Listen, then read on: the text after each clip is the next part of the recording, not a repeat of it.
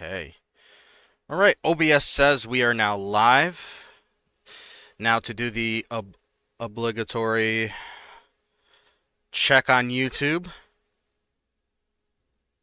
just to hope that we're up. I saw it pop up there on my screen. There it is. Beautiful. We're going to get this out to everybody here on Instagram, as people are still continuing to like up the posts that I've been putting out. And dude, I'm gonna tell you this right now, dude. It is surpassed 10,000 views. It's crazy. It's actually wild. Yeah, I mean, I've noticed that with a couple of my other posts. It's like you can get there's a threshold with once you get over it, then you like you can get 3 or 4 thousand. Then it's just like it goes out to everybody. There's not a median. There's a 8 to 10,000, and then there's 1,500. The biggest thing in all of this is that Instagram really pays attention to how your post does within like the first few hours. That's why I'm so, like, how do I say it? So what's the right word for it? Like that's why I emphasize the whole liking, commenting, and reposting, Yeah. because that's so, because if that happens at a good rate, later on it'll boom, and Instagram will push it through the algorithm into, the people that pay attention to college basketball. So Hmm. that's the huge thing in all of this. And I can tell you right now, as I'm trying to type out this push notification out on Instagram. So the Big East one is actually the worst performing one of the three so far, but understandable because it's like the first one. I think it Hmm. reached. Oh God, I gotta look just to make sure. Yeah, dude, it only got up to like 2,300 views. The Big Ten one is sitting at 7,300 views. And then I just said Hmm. what I said about the Big 12 one. So it's just like it's gradually getting out more and more. And I find that very interesting. So it's encouraging too, because I am being consistent about it. And yes, there is going to be another conference preview post that comes out later today. So keep an eye out for that one, Excellent. boys. That's all I can say about that. I still got to push this thing Yeah, up. very interested to see the Mountain West Conference post this afternoon. And I will say it's not going to be Mountain West. That's all I'm going to say. It's going to be a power conference post. I think what I'm gonna do eventually is leave the American Mountain just West and West Coast. I'm gonna merge those together as like a best of the rest post, and then I'll put it out. I think that's what I'm gonna do. So, just three left: SEC, Pac-12, ACC. yep, and it's gonna be Okay. one of those three that you just mentioned that's gonna be going up. So, yep. Cool. Think that'll be fun once it goes up. All right, I still gotta push this thing out. All right, what am I gonna say here? I'm gonna say episode 8 is now on air. I'm gonna say join us for a fresh mix up of topics as we get closer and closer. Or I actually used that yesterday, that same wording. As we get, how do I say it? As we are just around the corner from the season beginning. Sure, I can live with that. Not my, not the best worded. How do I say it? Not my best worded notification out here, but it's. I could always do Half of them don't worse, read it anyway. They just click the link. and that's all that matters. Honestly, that's all that matters. So we're gonna push this puppy out to where I want this thing to go. Why don't the actual group chats that I always send stuff to show up first? IG, fix your stuff, man. It's I not it. noticed that last night when I was sending that schedule post out. It's like my Carolina group chat was lower than I mean, I had to, I searched up UNC Hmm. thinking it would come up, and did not come up. It would come up with like Go Heal, like the actual official accounts. I had to go in and actually like word for like letter for letter type it out. The LSL CBB UNC with the RAM emoji and whatever, and that's when it finally came up. So I Yeah, did not yeah, enjoy that. yeah, dude. Instagram just be acting so weird sometimes. I truly don't understand it, but I mean, it is what it is. I can't really say much more about it. Um, I'm afraid to text this one out over here. Yeah, I'm not gonna do it. Okay, I'll do it here. Save ourselves some space here. Okay, cool. All right. For those that are now filtering in, welcome. Uh, it is once again Coach Smith and I here, running it back a whole week later from the last time that we did this, and we are heavily mixing up what we're going to be talking about, of course, because out of the name of freshness, to run back what we did last week would just be straight up boring, and it would do nothing.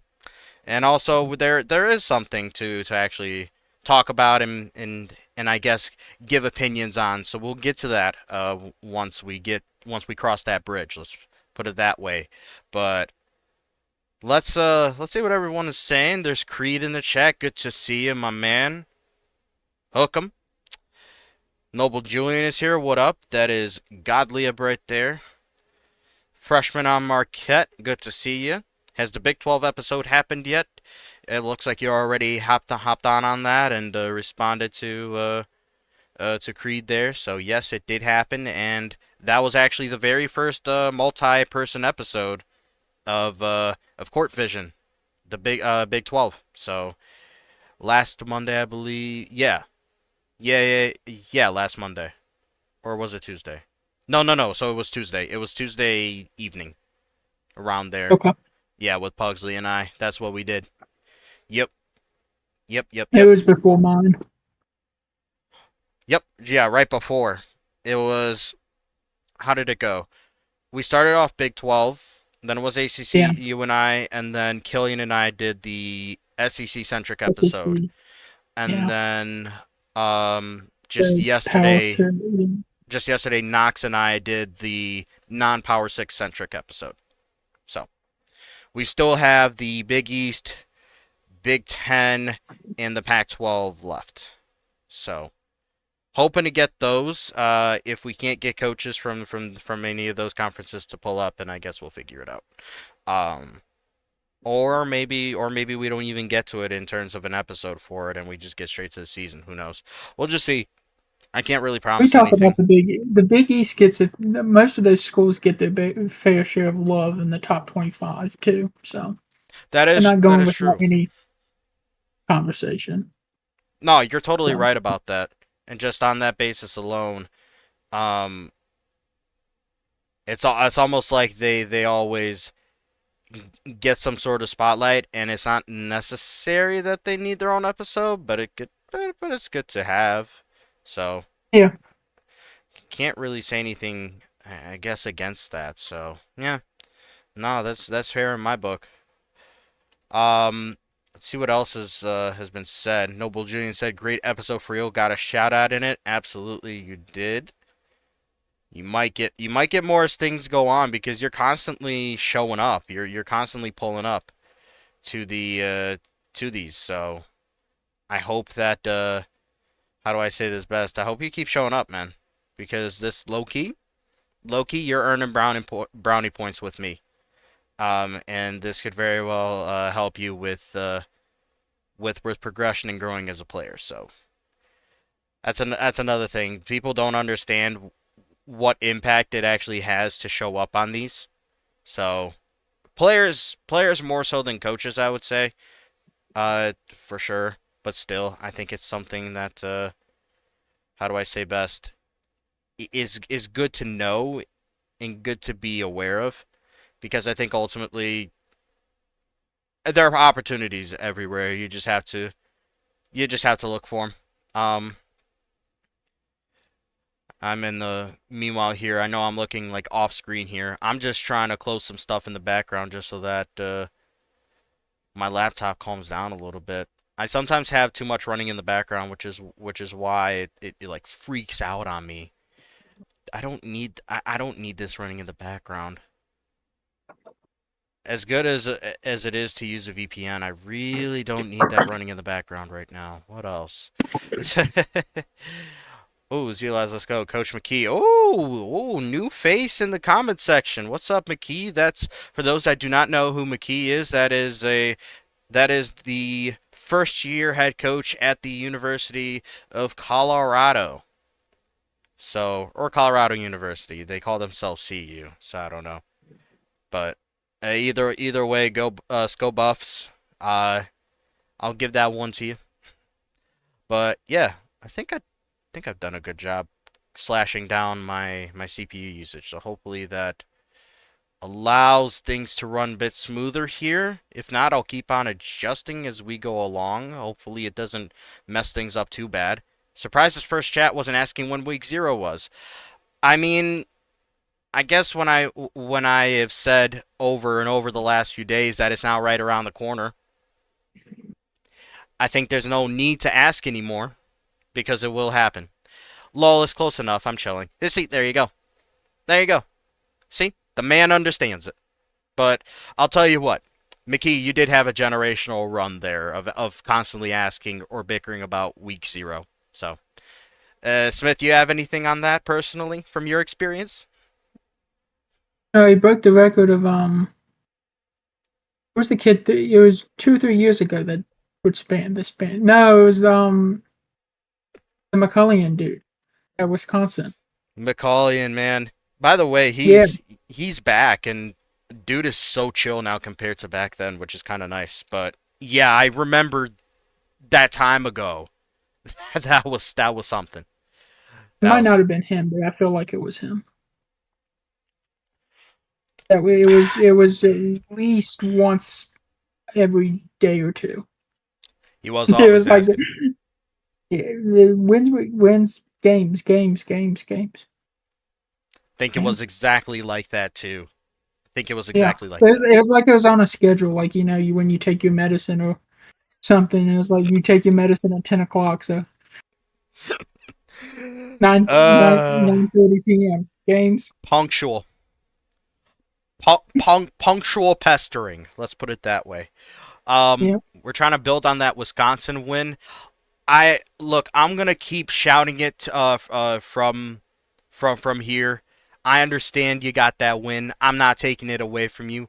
I'm just saying if Richter didn't decide to implement probably some of the worst strategic decisions I've ever seen from a coach in this league, I don't think you would have won that game. But it happened. still said something. They were that close.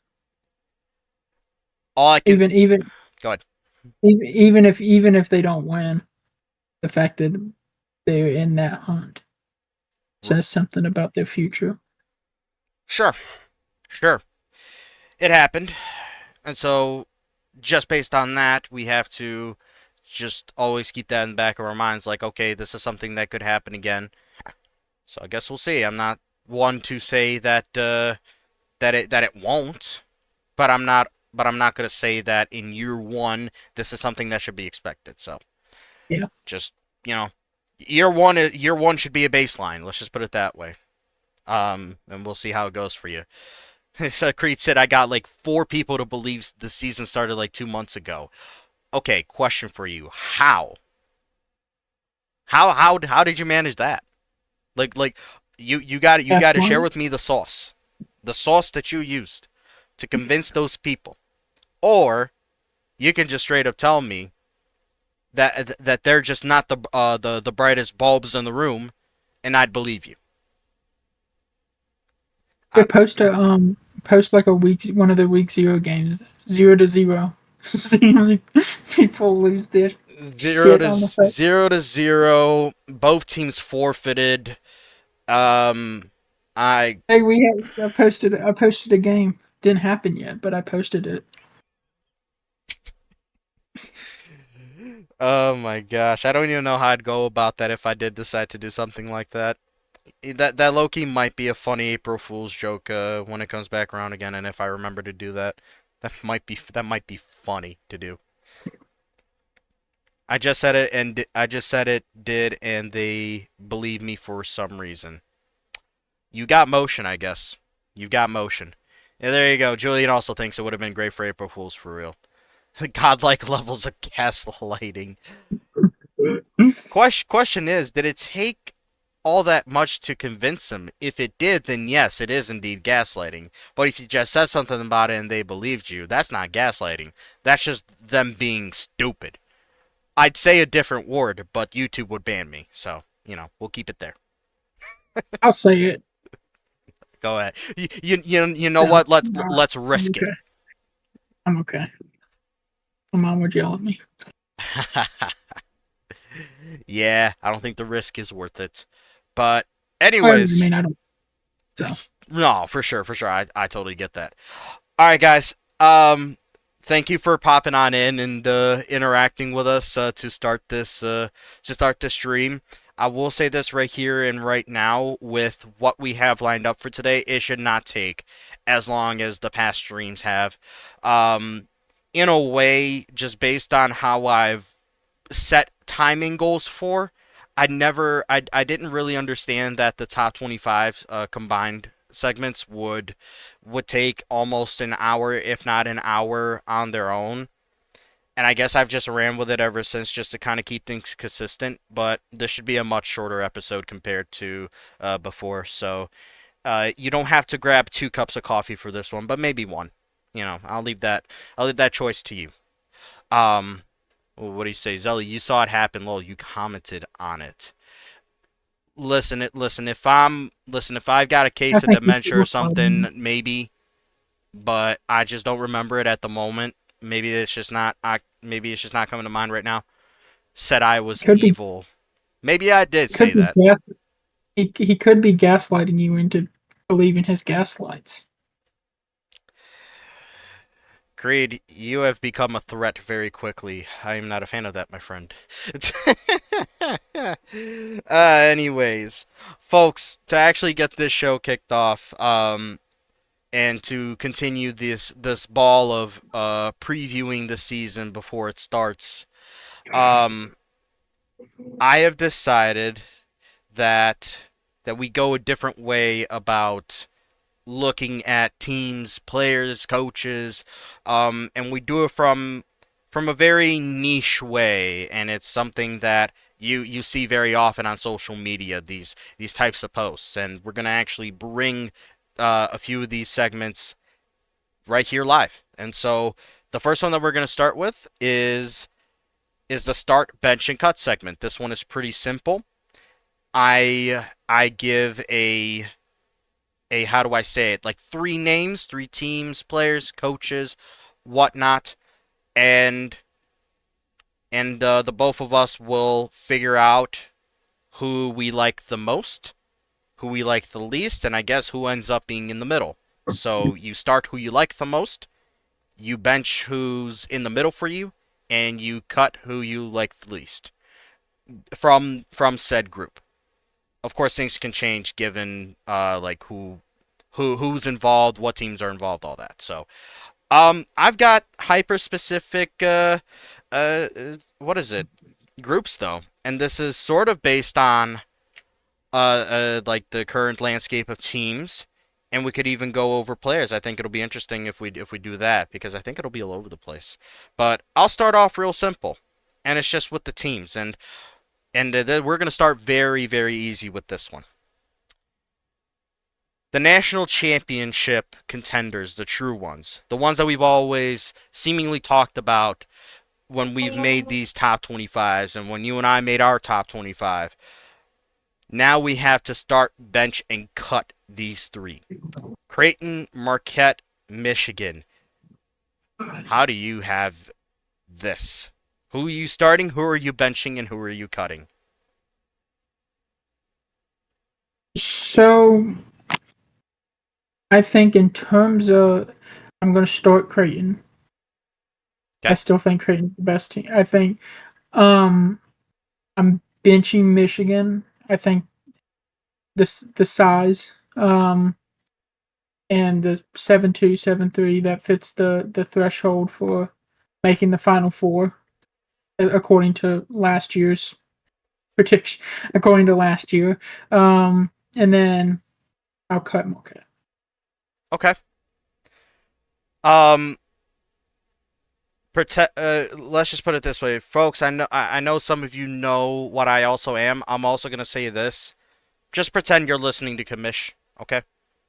When I speak, I don't speak from bias. I speak from actual like a basis of like how things should be looked at. Let's put it that way. And so I'm with you on starting Creighton. I'm actually going to bench Marquette and I'm going to cut Michigan.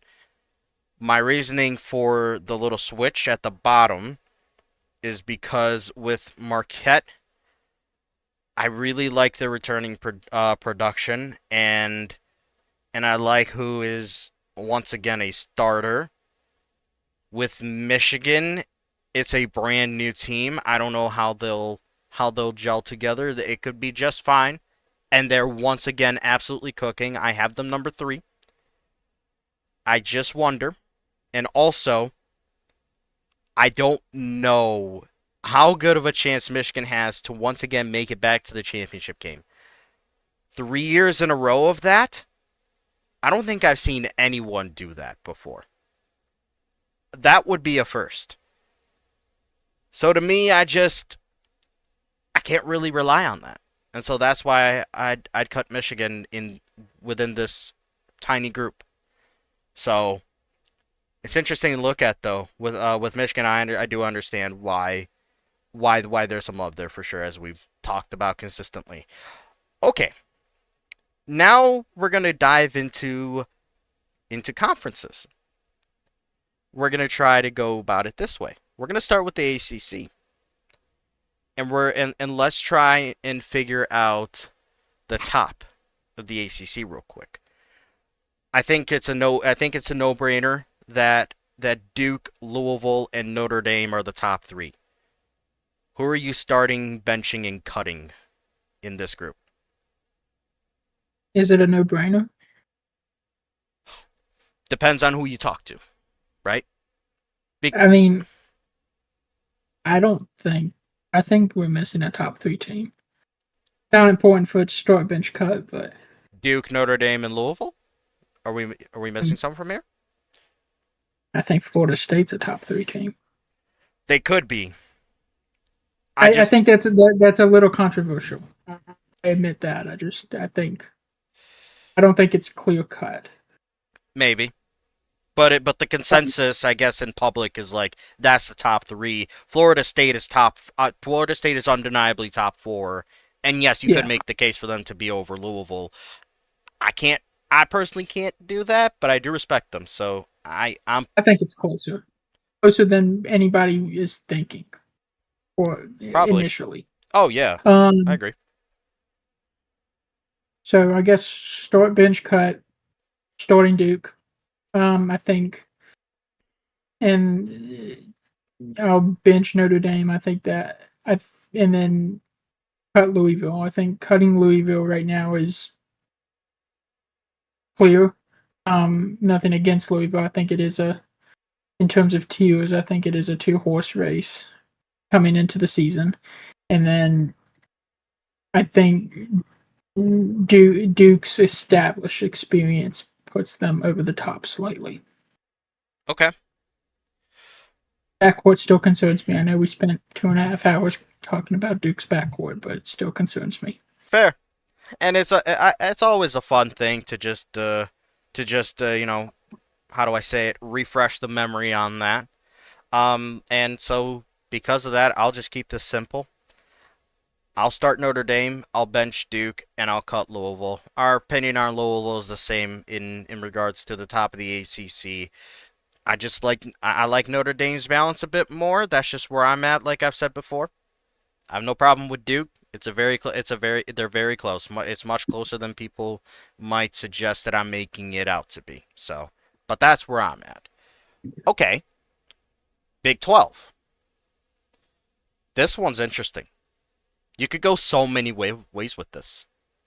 And to me, at the very least, I know there's the case for Florida State to be in the mix there with the top of the group in the ACC, and it wouldn't be a top three, more of a top four. But the Big 12, there's a clear top three: Kansas, Yes. Kansas State, and Oklahoma State. Start, bench, cut those three for me. Starting Oklahoma State. Um, bench Kansas State. Cut Kansas. Okay. I'm also I think starting I them. think Go ahead. defense. Defense. I'm just gonna say. I know we talked about that. I think Kansas can outscore anybody, even these teams. But I do think it's easier when you have a quality defense, and I think it's easier to rely on that. Def- defense. I mean, the defense is 90% effort, and I think it's less likely to have an off night than having a bad shooting night. Um, I mean, we saw in game one of the Eastern Conference Finals, good defensive teams can give up 6 goals for no reason. But Yep. I still think it's more reliable. Yeah, I like your read on that. Mine's a little different though. Oklahoma State is starting for me. I will bench Kansas and I will cut Kansas State in this case, and it's narrow margins. My reasoning is because, at the very least, I understand the offensive firepower Kansas does have. Yes, yes, defense. To me, it seems like it's going to be lacking. We've went over this. But I, at the very least, am confident that they're going to be able to will their way to some big wins just by simply putting up over 100 on any given night. They have that ability, which is scary.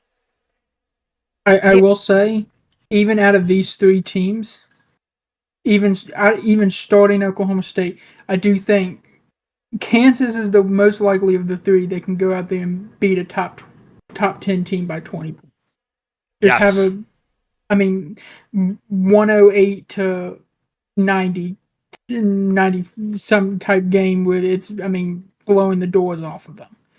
Oh yeah. Even cutting them, I still think Kansas has the ceiling, but so not knocking Kansas, just knocking Kansas. Oh no, not at all. Not at all. It's just it's the context of the conversation that we're having. Um, Oklahoma State starts for me. Like I said, I have Kansas benched and I have Kansas State cut. Um, like I said, they have the ability to just put up 100 on anyone, 100 plus. Kansas State, they could. Some unproven pieces, though, now coming into the fold. Physically, they're good. I like the stat. I like the profiles that they bring. Scoring ability is something I'm gonna need to see from them because the only guy that I can confidently look at and say, yeah, this guy can just go out there and consistently get you around 20 a night is Jalen Blake. McQueen might be able to do that. I need to see it consistently. Wolf, Akbar, and Woods. I don't think I've seen it at all from them. Granted, Woods and Wolf coming off the bench now they're first time starters. Akbar was never a primary scorer at Houston, and I don't think he will be anyways at in Kansas State. But still, you try and get as much as you can from everybody in terms of the scoring output. How does it shake out? I'm not sure, but for sure Jalen Blake is gonna have to continue putting up 20, maybe even 30 a night if he possibly can, and he's gonna have to be able to do it on more efficient shooting because those numbers from last year, not the best, not the best. And if those numbers are better, it seems like he had the usage and the how do I say it, the opportunities to maybe score well over 20 points per game. So that's something we're gonna have to see from him. Let's go Big East. Let's go Big East. and this is going to be a controversial one because, in a way, we're going to have to try and shoehorn Xavier out of this conversation, which is tough to do because they're the defending national champs. But it is indeed the consensus is that they're just not there in terms of like the top of the top. They're going to be good. National championship unlikely. Meanwhile, for these three, it is very likely. One less than the other. And I know we're going back to the first start bench and cut segment that we did. But in terms of Big East play, maybe this shakes out differently. Who knows? Creighton, Marquette, and Providence. Any any changes here in regards to how you view Creighton and Marquette now that Providence is in the fray here? I'm gonna bench Providence. I think Providence is set up well for the regular season, and I think Marquette's a Final Four team, and I'm not sure. I think Marquette is above, still finishes second in the conference behind Creighton, but I'm going to hedge my bets and say, let's say Providence beats Marquette in the semifinals to make it to the championship, and a bit of a surprise. Based on that, So I can assume that you are saying that Marquette is now start being cut in Creighton, this group. yeah, start Creighton, bench Providence, Marquette, which is weird because I'm still cutting. There's a conversation between three top six teams, but It's a tough uh, conversation. This is why this next segment's so interesting. yeah. I'd also like to note that Providence and Marquette only meet once this season later on in February. Providence hosts that game. Mhm. Man, that's a lucky draw for them. Actually, hear So I this mean, out. I think Marquette's the better team. I think there's a conversation that Providence still finishes above them in the conference, and then I mean by circumstances. So Yeah. I'm gonna go a little bold. Okay, that's fine. For the sake of a little bit of a difference, I'll go the safe route here. Start Yeah. Creighton. I'll bench Marquette in this case, and I'll cut Providence. But I could very well see the case for Providence, and I'm looking at Providence's schedule actually right now. It's actually kind of crazy the uh how lucky they got with some of these games that they got on their schedule. I'm looking in the Big East. They get to host Marquette, Creighton, Villanova, St. John's, Kansas State, and Iowa, and UCLA. Holy crap. That is a lucky, lucky draw. Hmm. Very favorable for this Providence team. Like that's why I see the vision for them to be benched instead of cut amongst those three. Hmm. I can see it. I won't go that way, but I can see it. All right. Big 10. I think the top is easy. Although who's right up there? I think it's, how do I say it? It's more difficult. And let's do it this way. How about this? Michigan, and you pick two teams from the Big Ten that you believe are right behind them. I might have it different than you. I want to hear what you have. Start Michigan. I said, and then I'm gonna cut. I'm gonna bench Wisconsin. Cut Michigan State as my third best team. Michigan is a start for me. Easy. Hmm. I'm going to bench Wisconsin as well. I'm going to cut Iowa.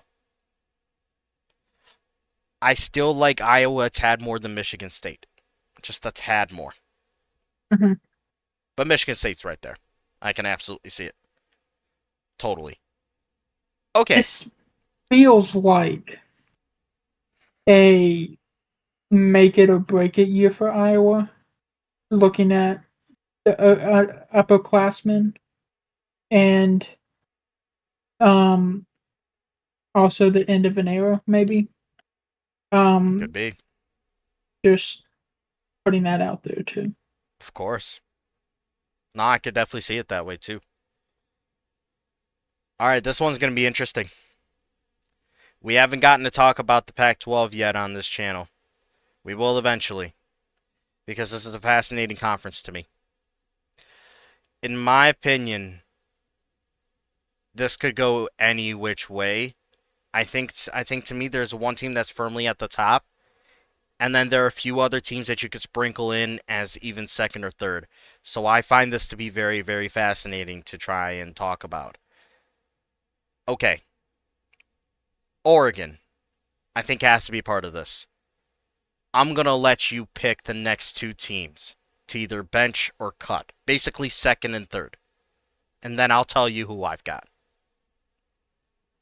So I'm gonna pick Arizona and UCLA. So then I'll go first, and I'll start Oregon, bench Arizona, cut UCLA. I'm starting Oregon.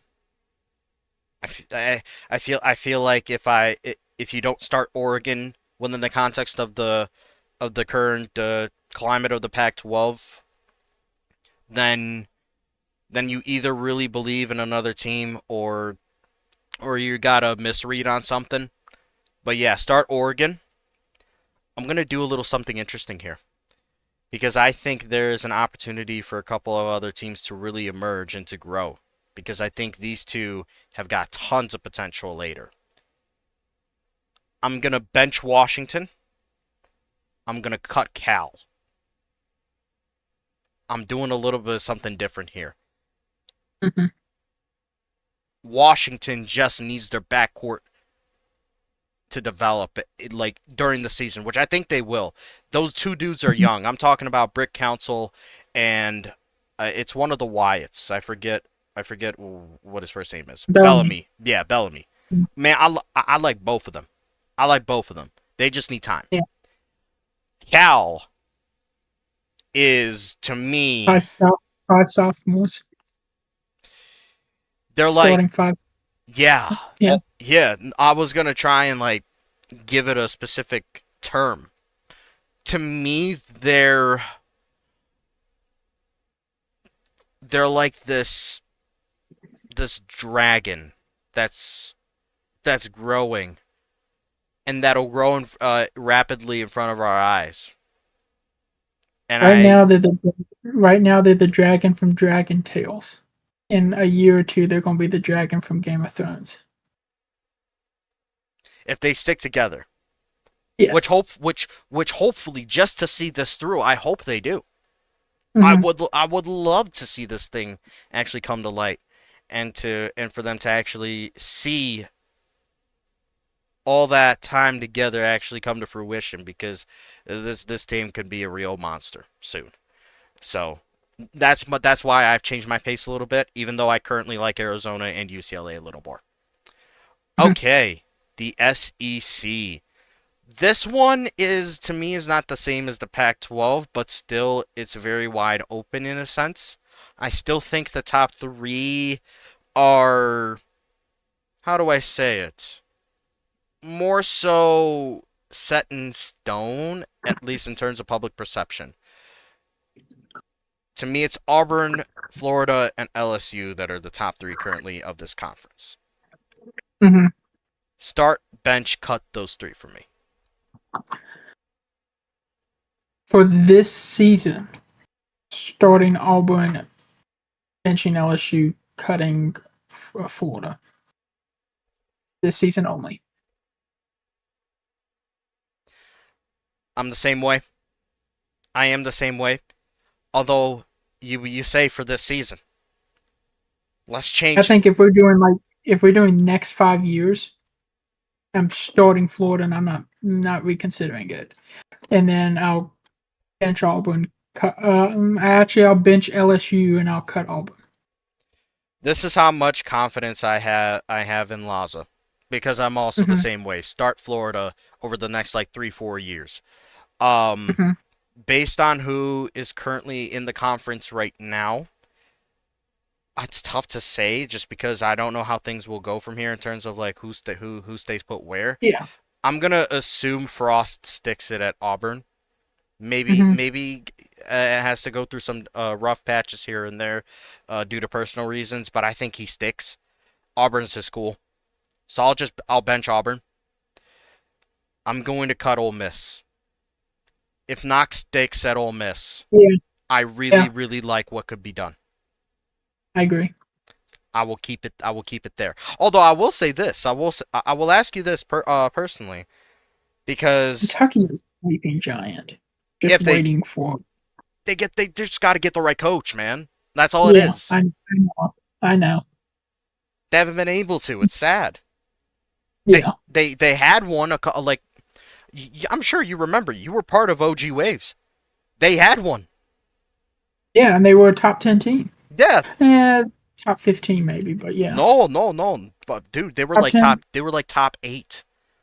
Two Yeah, two that's right. seasons in a row, they were a 2 seed in March Madness. Yeah. Hmm. Yeah. Yeah. Yeah. And for a while, I remember how this may have been before you arrived, but I remember how them in Oklahoma before the SEC became the original SEC, not what it is today. Yeah, We had it for a well, season, right? well, Yeah, as well, I think, right? Walls was at Oklahoma, yeah. Yeah. Yeah, well, it was always Wells in Oklahoma with Kentucky. you and with Zelikoff in Iowa, and those were the team. Was it back-to-back national championships Oklahoma and Iowa played? Or No, was it just one? no, it was just one. Iowa made it. Iowa played in back-to-back championship games. The second one of the two, they faced Duke and pummeled them. That's right. Yeah, That's I I was just gonna say Kentucky and Oklahoma back then in that one season when OU and Texas were in the SEC that one time. Remember how late it was when both Oklahoma and Kentucky were both still undefeated. You remember that? yeah. The what do you call that post? The golden resume or what was it? Oh, Where you post the undefeated teams. I can pull it up. I also, for whatever reason, I'm just the Golden Standard. I think is the name. Yeah, something like that. I think I continued that post as well. We I gotta started find out it. with started out with like 10 or 12 teams. A lot of them, I believe we us at Iowa State was in it. For a good Just bit. because we didn't play anybody in the non-conference, like Yeah. most Big 12 teams. Um, but yeah, and then Oklahoma and Kentucky lasted a long time with like I want to say Gonzaga was in there too. I think it Yes. was 3 or 4 teams that just lasted well into the season, well further than everybody else. Think Iowa was part of it as well. Uh, It's well, now, yeah, it's been renamed because the golden part has been removed. We still do it. It's now called the Perfect Society. okay, yeah, Yeah. We still continue it. It's just under a different name now. But yeah, that's what I mean though. It's like Kentucky if they get the right coach, man. Yeah. I just don't know who they have, so I can't really put them up here right now. yeah. Um. Okay. One more team centric start bench or cut, and then we'll do a couple about players and coaches. Just a couple though. All right. The non-power six. So this includes the American, Mountain West, and the West Coast Conference. To me, there's a top two clearly. Houston and Gonzaga. Who the third is, I think it's up to who you're talking to. So who would be the third for you, and just talk to me as if you are doing the starting, the benching, and the cutting. Let's hear it. Um,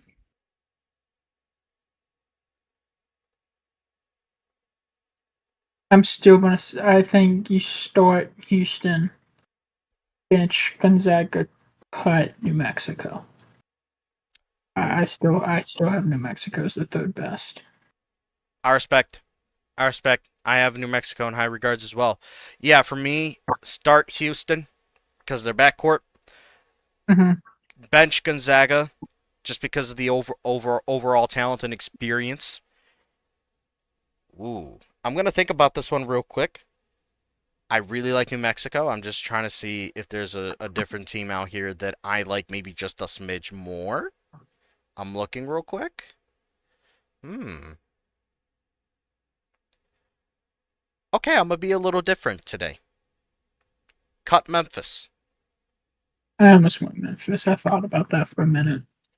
Um, Just to be a little bit different and to give a little bit of spotlight to Memphis because I think they're flying mhm, under the radar. yeah. They are physically Um, built like a power conference team. The talent may not be there specifically throughout the entire roster, but they got some good pieces there. They're flying under the radar to me. I agree. Okay, let's do this. Let's get a little controversial here, and this is gonna reveal what we think about our peers, specifically the coaches. And I'd like to do If this. I, if I get 15 DMs tonight, I'm blaming you. Don't worry, I'll get the same amount. Trust. I'll get the same amount, if not more. Okay. Out of full respect, Mhm. and this is not necessarily trying to label who the three best coaches are currently. I just want to at least see where you're at in regards to to some of the coaches that have the best teams for this upcoming season. All right, this is going to be interesting. Provo, Teeter, Witherwolf. How do you do this one? So I guess you have there's a mixture of past success and then how you think they're going to do. I think this one is where you can look a little bit more into the future than when you're evaluating teams, just because how they will. I mean, develop their team and then how successful I think they can be in the off season. Um, because he's coming off a national championship, I feel like I have to put Witherwolf first. Starting him, I'm gonna cut Teeter, and I'm gonna bench Teeter, and I'm gonna cut Provo, and that's maybe controversial. And my explanation, I guess, is I think I put a little Teeter and Provo. Just thinking about it now, are very similar paths, I guess, to where they are. I mean, you're starting to Teeter started at Davidson and then went to Miami. I think Provo just started at Colorado, right? Yeah, But one they both. season there. I mean, I think I put more stock in their accomplishments at Teeter's accomplishments at Miami and Davidson and Provo's accomplishments at Colorado, just because it's harder to get players to commit to those types of schools. So I say I say Teeter just slightly because of what he was able to do at Davidson, and then getting that big recruiting class at Miami that most of them, I believe, transferred over to Kansas. So I that's the slight edge. I know Provo's had more postseason success, but that's the slight edge I'm going to get, and that's a little controversial. And I think Peter's well set up for future success too. I mean, getting 5 stars to come off your bench is an accomplishment in itself. Yeah, I I still don't understand how he's gotten that to happen, but I guess whatever works. All right. I'm starting with Wolf, national champion, Mhm. and even before that in his career, he wasn't anyone bad either. He he brought Liberty onto the scene, Mhm. and then he did solid work at OK State for the year or two that he was there for, and now Xavier, Mhm. national championship first year. Can't deny that. Yeah. I'm gonna bench Provo because he's done something that nobody has ever done before. First 3 seasons and he's made the Elite Eight or further. That's nuts. Mhm. I've never heard of that before in my life. Mhm. And out of respect for Teeter, I gotta cut him in this case.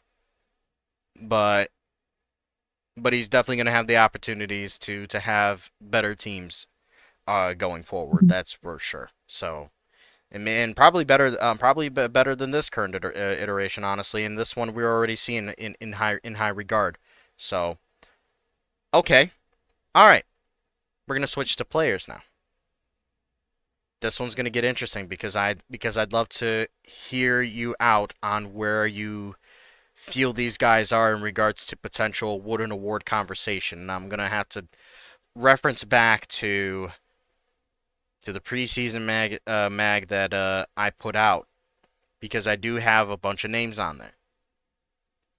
And we can go through this pretty quickly. We'll go by position, actually. And in fact, it's actually pretty easy. We already got names on there, and let's talk about them. For the point Mhm. guards, D'Angelo Jackson of Notre Dame, D'Anthony Robinson of Providence, Swiper Frost of Xavier. Start, bench, or cut? I start D'Anthony Robinson, cut D'Angelo Jackson, and then bench um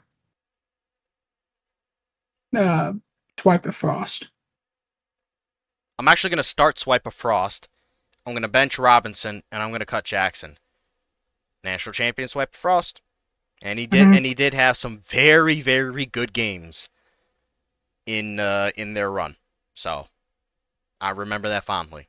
And even if the team isn't as good this year, this is a guy that I really really like. Mhm. I like the other two as well, but Swiper Frost for me is like that's my Best point guards in the that's the country. guy. Yeah. He's looked at that. He's looked at it as that right now, Yeah. without a doubt. He should be. Okay, shooting guards. Willie of Missouri, Egyptus Blake of OK State, and Darian Stewart of West Virginia. Start, bench, or cut? Gonna start Egyptus Blake, bench Darian Stewart, cut Willie. I think I'm with you on that. I think it's the same for me. Um, I could see a case to start Darian Stewart and bench Egyptus Blake, but I think also you have to look at it from the viewpoint of also how do their teams project to be. That was my tiebreaker, if you will. So I have the same one. Can't really complain about that. This one is interesting. Ooh. Sometimes I feel like the small forwards get slept on. I think this year they're not going to. Tyler Hughes of Cal, aka National Freshman of the Year winner last year. Jacob Huntington of Duke. Mayhem Mathers of Wisconsin. This might be the hardest one yet. Start, bench, or cut. I'm gonna start Jacob Huntington, bench Tyler Hughes, cut Mayhem Mathers. Um, I think for me, I think the question that I had was between Mayhem Mathers and Tyler Hughes. And I think just Tyler Hughes getting a little bit more production and opportunities. I think Wisconsin will be the better team by fair margin, but I do think Tyler Hughes will continue to get a lot more touches and a lot more opportunities. So I guess his stats will be significantly better. I think I'm actually in the same headspace as you there with that. because I'm also leaning towards starting Huntington. I think I'm also benching Hughes and then cutting Mathers. It's a tough to say cut on any of these three. Really, these are all Yeah. fantastic players. Um, Mhm. and I think the small forwards are gonna get their shine this year, just based on those three names alone. Mhm. Um, this is also a very good group right here. The power forwards. All right, let's talk about them. Jacob Johnson of Kansas, Roronoa Creed of Marquette, who is now sliding down to power forward. He played small forward last year and won the Julius Erving Award for Best Small Forward of the Year. And then you got Ohio State's Swanson Bohannon. Oh boy, start, bench, or cut. I'm gonna start for Noah Creed, just um, out of the respect for last season's accomplishments, and I mean, I think best power forward still, but I think it's easier to say out of respect for last season's accomplishments. So, um, I'll bench Swanson Bohannon and I'll cut Jacob Johnson. Okay, this is tough. I'm gonna go this way. I'm gonna start Swanson Bohannon. He's already established in the role that he already has at Ohio State. There's nothing Mm-hmm. changing about that. I'm gonna bench Creed because even though he won the Irving Award last year, he's switching to a different position. It's not completely different, but different enough. It will have him. Adjustment. Yeah, it's a little bit of adjustment. He'll have to do some things different, but for the most part, the same player is there. It's just what does that look like? I don't know. He's now taking that Jack Ryuga spot. Mm-hmm. And then the unfortunate cut is Jacob Johnson. I've said it. I've tooted the horn. Top three transfer overall from this past off season. What does that look like on a Kansas team that will have the firepower, and he's a direct part of it. Defensively, though, as we said. Yeah, I think my biggest concern about Jacob Johnson, similar to what you were going to say, I think Johnson's more of a natural small forward that again is playing down. I think that hinders his ability defensively and even offensively a little bit. Just playing against taller, um, bulkier, I guess is the right word. Individuals that probably a little bit stronger than the small forwards he would normally face.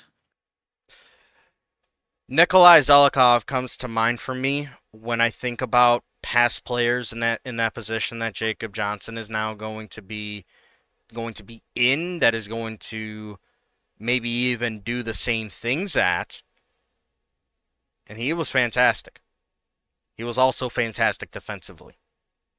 Mhm. That's where the difference might be, and we'll see how it shakes out. But I still really like how this could go for Johnson.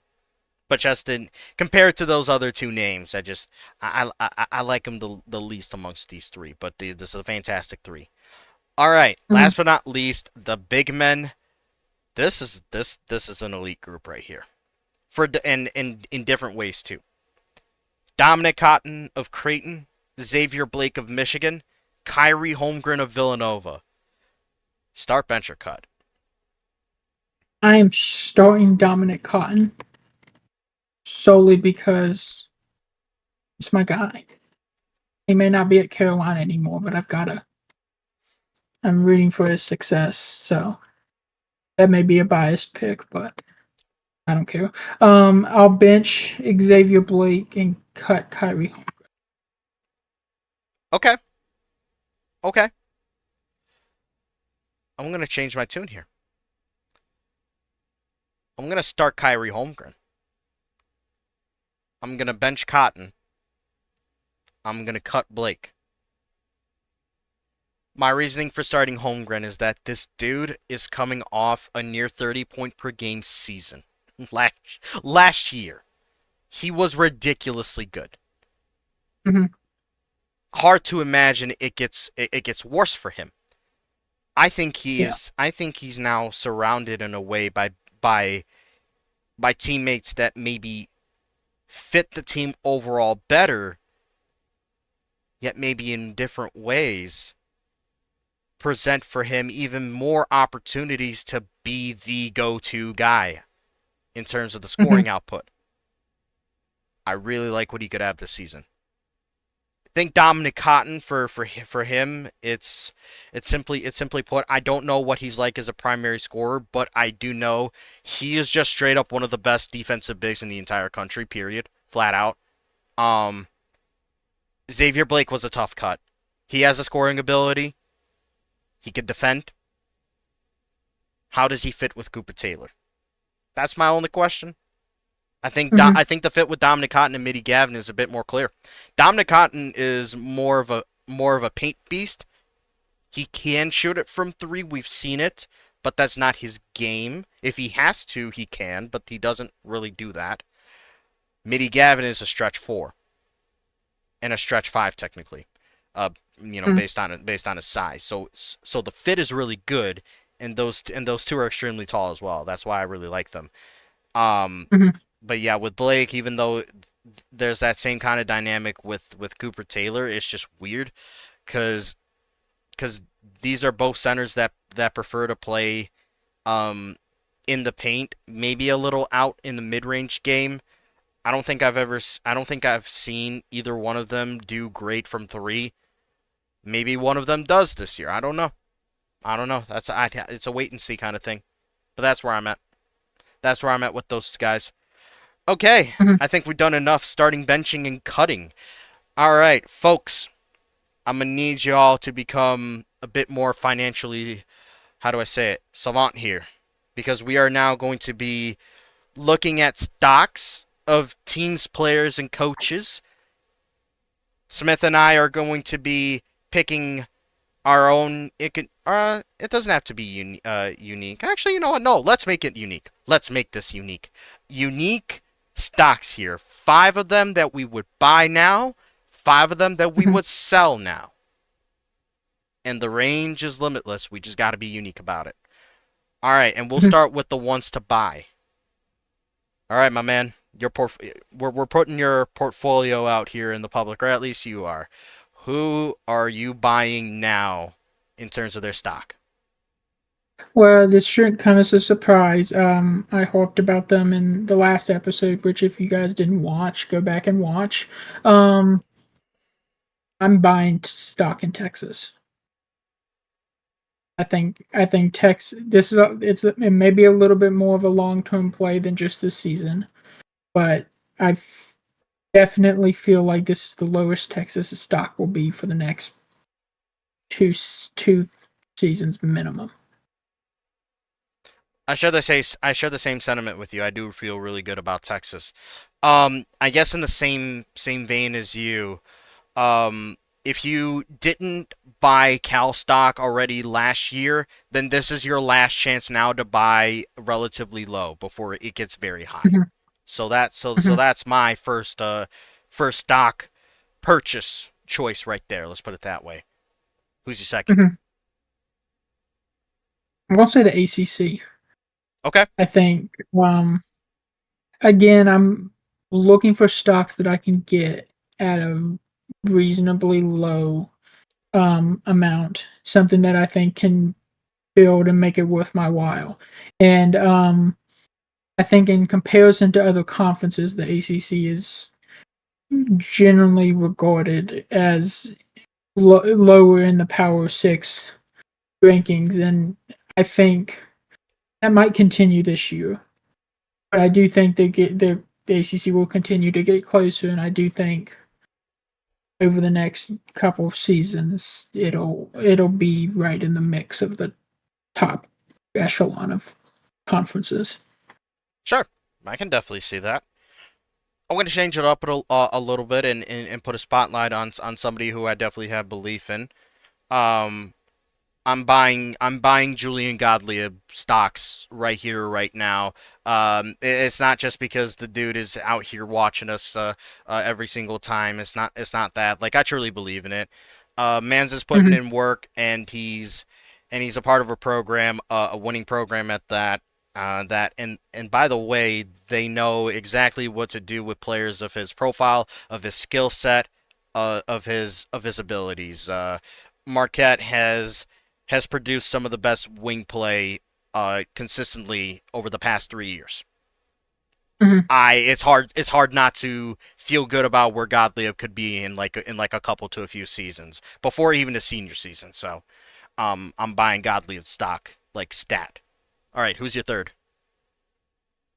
I am looking around and seeing is how low can I get Morez Woods? Just because Oh, number one overall player last season ago, recruit, only averaged less than a point a game, hoping hoping people are selling that stock and lowering the price so I can buy as much as I can because I do think National Player of the Year is imminent. Not maybe this year, but I do think this is the last time you'll be able to get this stock for any reasonable price that you can turn around a profit in. I'll take that into consideration for him because yes, the potential is there. Former number one overall recruit, like you said. Um, Mhm. okay, I'm gonna go the route that you went for your second stock purchase. I'm gonna go with the SEC. It's starting to fill up with names that I feel will hang around and actually be there to build on what they currently have. I feel good about where the SEC is heading, so I'm buying SEC stock right now. Who's your fourth? Buying stock in Florida. Same thing you said about the SEC, but I'm going to be a little bit more specific and say just because I think this season will not show what the future of Florida has because Loza did not get an off season to um, bring his own guys in. So I do think I th- I think this will be the lowest you can get Florida for probably the next decade of seasons. They were at a really good high way back when they made Hmm. the Final Four. Good times back then. They had a really good team before under Stanford, but it's a new era, and I think Laza can definitely get them up to where you think they can be. So I can definitely see that for them. Ooh, okay. I think just purely because of the fact that he has returned, I personally believe in Wake Forest. McQueen has shown to be a great coach, especially when he has the guys that he needs. So Wake Forest stock right now is at an all-time low in my opinion. I think they went winless last year, by the way, just to put that into perspective. That's hard to Hmm. do, and that's honestly impressive in a way. It's never gonna get any lower than that again, especially if McQueen sticks around. For all the McQueen Hmm. jokes that we throw around, the guy's an excellent coach. I'm buying Wake Forest stock right here, right now. And this leaves us with two more. No, no, sorry, one more. One more stock to buy. Who you got? I'm buying stock in Washington. The Huskies. All right. I like it. I like it. Hmm. I do. I think, especially if that backcourt can develop quickly, I think that'll turn around a quick profit. I think so. Think so. And that could mean that Washington becomes possibly one of the best teams in the country the following season. They have that potential. Hmm. So I completely agree with you on that. Oh, fifth stock is low key kind of hard. I got to think about this one because you could go many different ways. Ooh, man, okay. All right. This one pains me because of the colors I got behind me. I'd buy Ohio State stock right now if I were you. I think Ederson has got something good going. I know he's only got 1 year left of Swanson Bohannon, but I'm sure that one way or another, someone else will fill those shoes. Maybe not to the same level, but the guys that he's got right now, I like. He builds his team in a way that I like and I respect. Mhm. I think you got to buy some Ohio State stock right now, at least from my perspective. All right, now we got to sell stock, or at least think of who we'd sell their stock for or stock on. Mhm. And this could be tough to talk about because it's in a negative way, but with teams trending up, surely somebody's trending down. And somebody will trend down fast, I'm sure. So before that happens, who are the five of any teams, players, or coaches, any of those stocks that you're selling, starting with your top one? I'm selling Missouri stock. I know without the coach, it's you're selling at a point right now where you could still get a return. Just because I still think they'll be good this season, but I do think after this season, most of the users will transfer. Um, and I even getting a new coach, I still think most of the players will transfer. And that'll tank the stock. So I'm selling while I can get a decent return. Totally fair. A little bit of breaking the fourth wall there, but yeah, totally get that. Yeah, Missouri. I mean, just what could have been, I think. But at least it could still be something this season. Don't know what their ceiling is, honestly. I don't really think there's much Missouri there. might be a one where I might wait. I want to sell, but I might wait, not sell them now, but maybe wait till like right before SEC play. They do Maybe. well in the non-conference. They sneak into the top 20, top 25, and then as soon as they do that, I'll hit sell. That's kind of the logic I'm thinking with that one.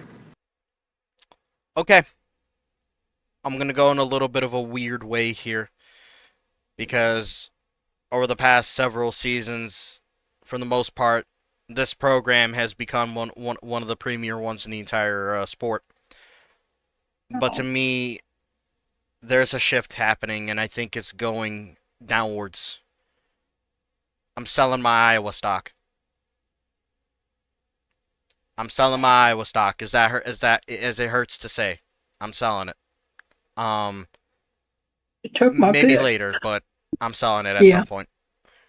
yeah. Iowa's one I might. I Iowa was on my list. And my thought process was keep them this year and then sell them right before March Madness, right when they're going to be a top 3 or 4 seed. You think Sweet 16, maybe Elite Eight, and I'm going to sell them right then because that's when the stock will be highest and before the. I mean, like we talked about earlier, all the upperclassmen graduate. Yeah, I totally agree with you on that. That could be the way it goes. Number two for you. Who are you selling? For the same reason you said Iowa, I had Gonzaga. I think not selling in terms of conference prestige and but I'm selling them right now before they go 1-3 or 0-4 in the in those non-conference that set of 4 non-conference games. And because I mean I'm of the opinion if they go 1-3, 0-4, even 1-3, that kind of puts a we you almost can't rank them after that. Even if they go undefeated in the conference and end at 26-3, it's kind of in that weird spot of you almost have to consider them like almost all the other mid majors where they're 26-3, but they didn't beat anybody, or they only beat one team. So I'm getting ahead of that, and I'm selling my Gonzaga stock. It's a good shout. I was thinking about him. Um, ooh, okay. I gotta consider this one. And this this one will hurt a little bit because I really like what they can be this season, but afterwards, not sure what it is exactly. Um, Bowser is gonna have to cook because my current plan is the same with Iowa, like how you put it. Oklahoma State is kind of in that same conversation. Their stock is going to be highest like this season, mid-season, Mm-hmm. around the end of the season. Uh, After that, man, a lot of those guys are going to be going pro. Um, Not going to be the same team whatsoever. Um, Mm-hmm. I think just based on the climate of the Big 12, I got to sell OK State later on. Who's number three? I'm selling my Tennessee stock just because and I'm selling Tennessee stock mainly because I think it's still really high. They're still the. It's been a while, but they still have that former national championship surrounding them. So I still think and I think Tennessee can still be good for the next 3 to 5 years, but I don't see them getting back to that anywhere near that for the. I'm, I'm selling them while I still can get a decent return, if you will. I totally understand the Tennessee shout. I think after this season, no matter how their roster shakes out, they will not have anyone left from that national championship winning team. I'm pretty Mm-hmm. sure. I'm like very sure of that.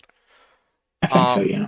yeah, but just based on how uh based on the classes of the guys that they have right now, I'll even just take a very quick look as well. Um, Guys that come to mind are like Josh Rodriguez, Sid Vanilla, um, I think Shamori Pons. Otherwise, everyone else was not a part of that team. So yeah, and all three of those guys are currently seniors. So yeah, Mm-hmm. this is Unless they get 50. the last bit right here. Yeah. Um, okay. Oh, okay. It gets very difficult here. Oh man. Okay. I'm gonna say this off a whim because I don't know what the team is gonna be like later. Maybe he proves me wrong and he has a great off season and once again stocks up and at the very least keeps them competitive after this upcoming season. Mm-hmm. But man, you feel like Notre Dame is hitting their peak right now, right? Something like that. Mm-hmm. I think just off of that, I'm gonna sell soon. Not now, but soon. This is by far their best team. I think in LSL history. Just based on that, it's just like how much better can it get? Slightly, Yeah. but you got all those top dogs up there. Is this as close as they get? I don't know. Maybe not. But Notre Dame stock for me, at least for now, I'd at least sell some. Maybe not all of it, but some. Mm-hmm. Number four for you. Who is it? For the same reason you just put Notre Dame, I'm selling Duke stock. I think that's a stock. I still think I think Duke's a Elite Eight Final Four team, so I'm going to sell right in that second weekend. Um, but just because it feel, I mean, the entire starting lineup, I believe, graduates, including, and I don't think they have one underclassman on the One. entire team. One. I think everybody else graduates. There might be a junior, but so I think Duke will still be good, still top 25. But I'm thinking Duke in the same light that I think about my own team, North Carolina, and this the pathway of should have sold North Carolina going into the tournament because that's the peak of what you could have. North Carolina right now, I think, to my own horn, is about as low as it could possibly be. Just going into the sea, but you're never gonna get North Carolina as low as you can get them now. So I think Duke takes that same path. I'm selling Duke now with the full intention of hypothetically buying Duke again right after the off season ends, or right going into the off season, so I can you sell and kind of short sell them in the will of making a profit. I feel dumb for not saying North Carolina as like my last as my last buy option because now that's where I want to pivot to. So I guess I'm gonna warp my own rules and switch out Ohio State for North Carolina. I didn't even think about that, but yeah, no, I agree with you on the Duke angle as I well. don't I didn't want to get Pete Rosed, so I didn't want to include North Carolina. I love Pete Rose. Pete Rose is the greatest baseball player that's ever existed, but I'm not going to give them the chance the chance to get suspended or I don't whatnot. think this So would be something that would be suspendable, but I understand the awareness to not, what could yeah. happen. Mhm. Fair enough. Rest in peace, Pete Rose, by the way. Yeah. All right, I gotta pick a fourth now of who I'm selling. Ooh boy. Look, I know they got a few nice pieces for the future. I get it. But now we're gonna be looking at a team next year that is gonna be fully his after a while. I'm talking about Killian in Oklahoma. Hey, you. Tough to say. I should have said Oklahoma sooner. I didn't think you'd go Oklahoma. I was waiting for that one. Should Okay. have said Oklahoma Yeah. sooner. Boomer sooner. Yeah. Well, you know what? The stocks might be booming now when they will boom throughout the season. I think. I just don't I'm know what actually going to majority of disagree this with that. team will be next year, and Mhm. quite frankly, the only true returner for this team that I really like is Colton Pike. Hasty Benny could Mhm. be something. Creed Harrington could be something. I don't know how it'll work together, those two, and that's why I have my questions. For now, Oklahoma is a stock that I'd be selling later on, but soon as well. I'm actually gonna. I would say this isn't my fifth pick. I'm going to find something else, but I would say sell Oklahoma stock now. Just looking at the schedule, they start out. I think they'll beat Clemson, but then you go at Florida, and you go at Louisville, then play Villanova. I mean, I think if you want to sell them now before they have that tough stretch in their non-conference, and then before you get into the, I think Oklahoma is a better team than their record will ever show um, this year. So I would, for the purpose of this, I would sell Oklahoma stock now, while there's the prospects of going into the season of what they should be. That's my thought process. Sure, totally get And that. I appreciate Oklahoma actually playing a not actual non-conference schedule this year, unlike they have the last 3 to 4 years. And I know that burned his butt, but that was why the committee ranked him so low. It's because he played the Illinois School of the Blind. No school of the blind. Yeah, the Then caliber teams that were like on that level. Yeah. Um, Killian, by the way, has come out publicly and said like finally, he himself was not happy about it. He felt like his AD was screwing the program. So, Mhm. so he's personally happy about that. I know it may not show up record wise. It potentially might not, but I know he's happy about it, and Yeah, I agree. there will It'll be set substance. himself up better for the conference schedule and for March.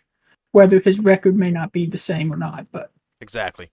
Exactly. prepare him. Yep. Exactly. especially cold. It's going to get thrown into the fire. Right on. All right, for my last sell here, because they're nearing the end of an era, at least for this core that they've had and built and have had for so long. I gotta go Providence. Providence's main guys. It's like this is their swan song. They're Mhm. gonna they're gonna go out with a loud bang. What's gonna remain afterwards? Some pieces here and Yeah. there. But Chungi is gonna have to build up all over again. He's gonna have to. What does that Mhm. look like? I don't know. So I think just because of the unknown, I gotta sell Providence, especially near the end of the season. They might be looking scary good, especially given their schedule and how many tough opponents they're gonna get to host. So Mhm.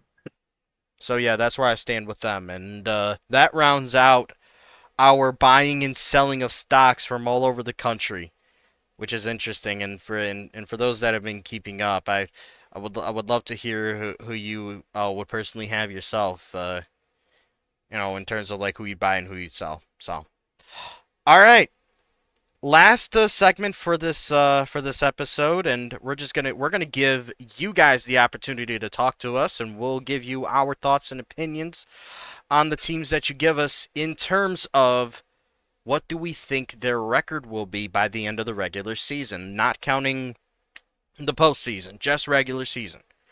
Um, Mhm. and so this is an opportunity for you guys to drop down in the comments teams that you want us to predict records for, and and just see where we think either your team, because you probably might go with your team, or other teams that you're interested in learning more about, land in our regards. Let's put it that way. But I guess for now, while we then wait for Not limited to people one to. team. Too. Sorry, what'd you say? I said don't be limited to one team. You Yeah, want to exactly. see here two or three teams, fire them away. Right, exactly. Yeah, yeah. Give us a few names. Obviously, you can't list off everyone, but well, List, I'll give you like I'll do this for everyone in the comments. You don't got list off a you got hundred you got teams. 3 teams that you can comment, and we'll do those 3. That's how we'll do this. Just to keep it limited and give everybody a chance to comment down a different team. And so we're actually Mhm. gonna start with. Oh, you know what? I'm not surprised this one came through. McKee wants to know what we think Colorado's regular season record will be. Okay, I'm down for that. Let's talk about Colorado here. So, most notable games on the Colorado schedule, they host Villanova, they host Utah State, they go to Indiana, they host St. John's, and then in the Pac-12 schedule, we'll get to that, but that's their notable non-conference slate. Based on this, I don't know if you have something right now. Are you doing a quick calculation right now? Yeah, I'm calculating. I'm thinking right now. I'm gonna think out loud for those that are watching. So let's see. Colorado 29 host. games. Yeah, 20. Yeah, it's a 29 game schedule for Colorado. Yep. All right. Hosting Villanova. There's a chance, but I personally really, really rate Villanova. I'm gonna give that game to Villanova right now, but it could go the other way very easily. You never know with away games for these teams. But I'll at least count that one. Utah State should be a win. Going to Indiana, that's a tough environment, and they can actually match you physically. I'm gonna say that's in loss. Hosting St. John's might be a win. Let me see here. How do you compare? Well, they are considered significantly better per the power index, but how do they compare otherwise? Let's see. Masterson versus Marley Williams, Eric Reeves. Oh, you know what? I'm gonna go bold. I'm gonna give Colorado that game against St. John's. So I predict at the very least two losses from the non-conference for Colorado. I think, I had three. yeah, three. Do you think Yeah, St. John's beats them in their place? I do. I Oh, do. okay. That that one's a 50-50 one for me though. So Yeah, it is. went with the yeah. I'm I'm gonna say they get it done. We'll be a little Yeah. different here. All right. The next notable game for them is they host UCLA on January 5th. I say they I say they win this one. I think they win this one. They're overall Hmm. a bit bigger than UCLA. I think that matters. They Hmm. host Cal. Cal might be really good by this time. This is what I am wondering. Oh, Julian, you absolutely can't ask about Marquette, bro. You absolutely can. Do not shy away from asking about the team that you play for. You absolutely can do that. Anyways, That's all right from other teams too. yeah, exactly. Okay, so they host Cal. I think Cal wins this one. I got a weird I went feeling. with the logic of they go 1-1 in the UCLA Cal game. So whichever one, I think I had them losing to Cal and beating UCLA, same as you, but Okay, that was that was my thought process. valid. Okay, then the next one that is a losable game is when they host Oregon. Oregon is just built so well. Hmm. Um, I know Colorado found a way to get it done against Oregon last year late in the season, but this is not late in the season. Yeah. I think Oregon takes that. I think Oregon sweeps Colorado this year, personally. Hmm. Um, host Washington. Oh wait, no, not even that. Before you go to They Arizona have to go State. to Arizona State's now competitive this year. yeah. Um, I went with Arizona State just being the home team, then just splitting the season series. But I think that's a safe bet. Yeah. Okay. even team, Washington, kind of same vein, or do we think by then that backcourt's gonna be prepped and like good to go for the Pac-12? Like, what do we think? I'm willing to give Colorado the win, being the home team. A little early in the Pac-12 schedule, just I think it's a safer bet going with Colorado. I definitely have Washington beating Colorado late in the season. I believe they play second or third to last game of the season. I think that will be a loss for Colorado, but willing to put Colorado above Washington Okay. for the I'm gonna go a little different here. I think Washington by this point might be the team that I think they'll eventually be. I'm gonna say they sweep Mhm, Colorado this year. This is my gut feeling on this. mhm. Um, the next game that I think is a threat is a threat is at USC. Colorado projects to be slightly better than the Trojans this year. I think they get it done. Yeah, USC is a one man show in Bill Chambers. I don't like the rest of their pieces, honestly. So I am comfortable with. I'm actually even gonna say Colorado sweeps USC this year. I'd like to mhm. call that. Um, there's that other loss to Oregon that I was talking about. That's a rough 3 game stretch though. Looking at that right now, Is a rough three-game Oregon, stretch. UCLA, and then Arizona. I feel like they lose all three. Yep, possible, very very possible. At UCLA, I gotta say that's a loss. They host Arizona. This Arizona team is good. They're not gonna Yeah, get worse. Mm.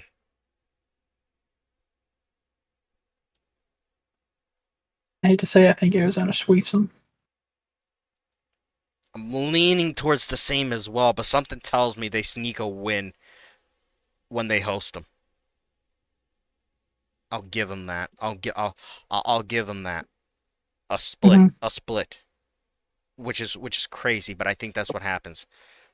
Then they host Arizona State. I think that's where they win.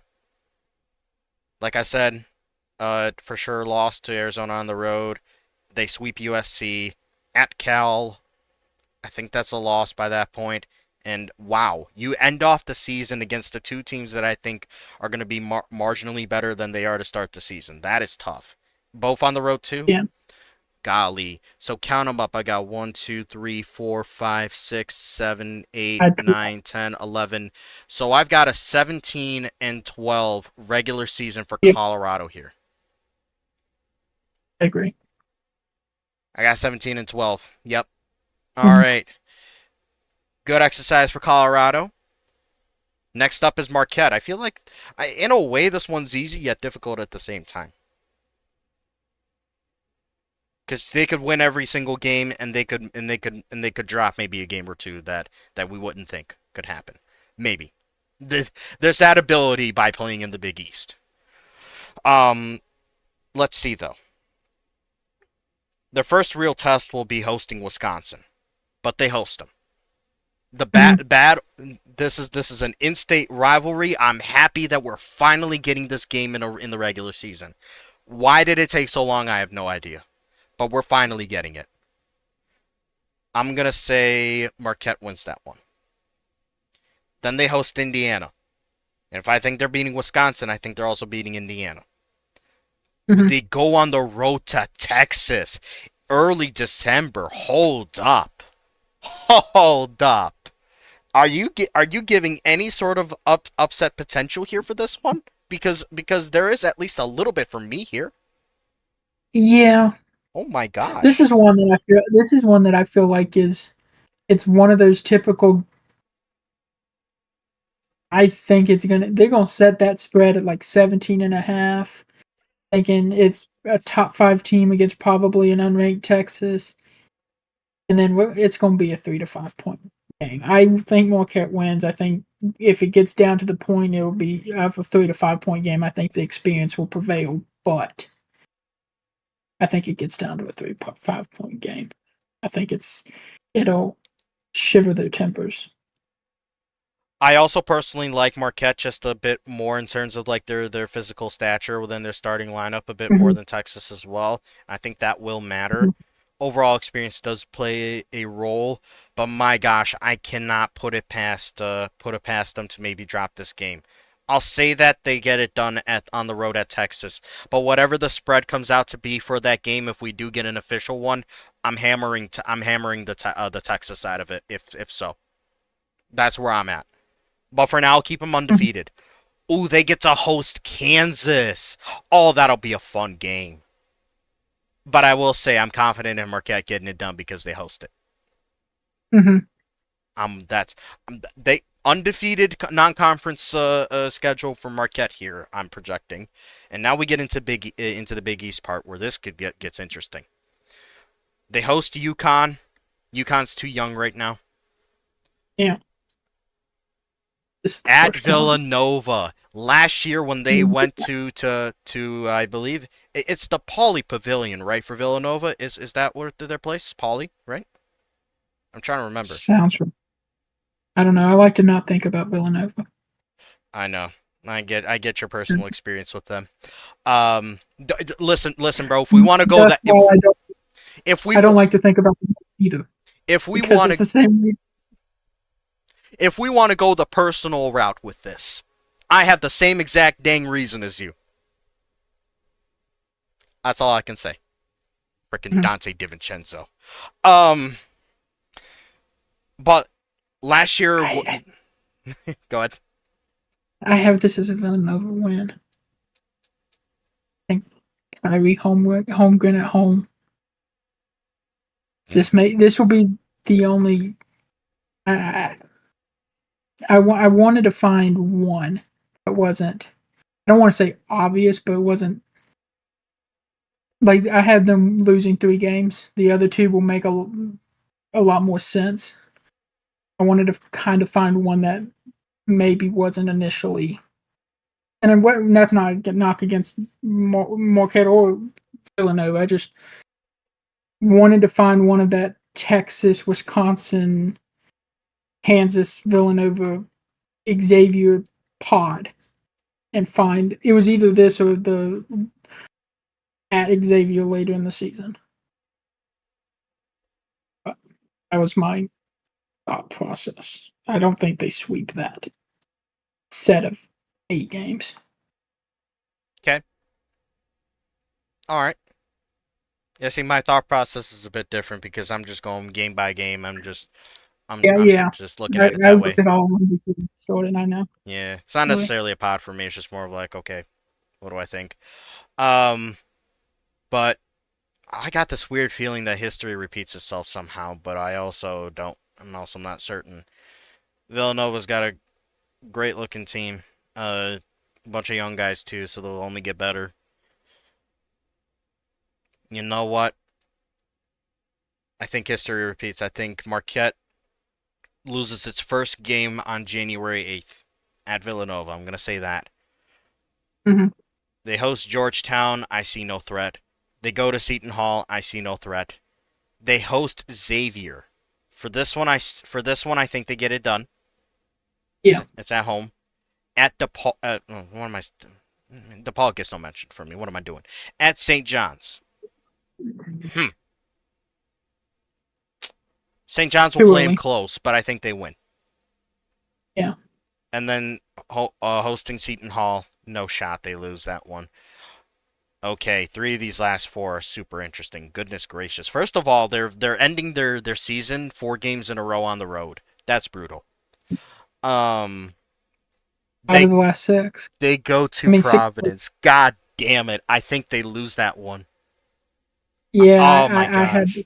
that one as my second loss. Yeah. I'm gonna be controversial here.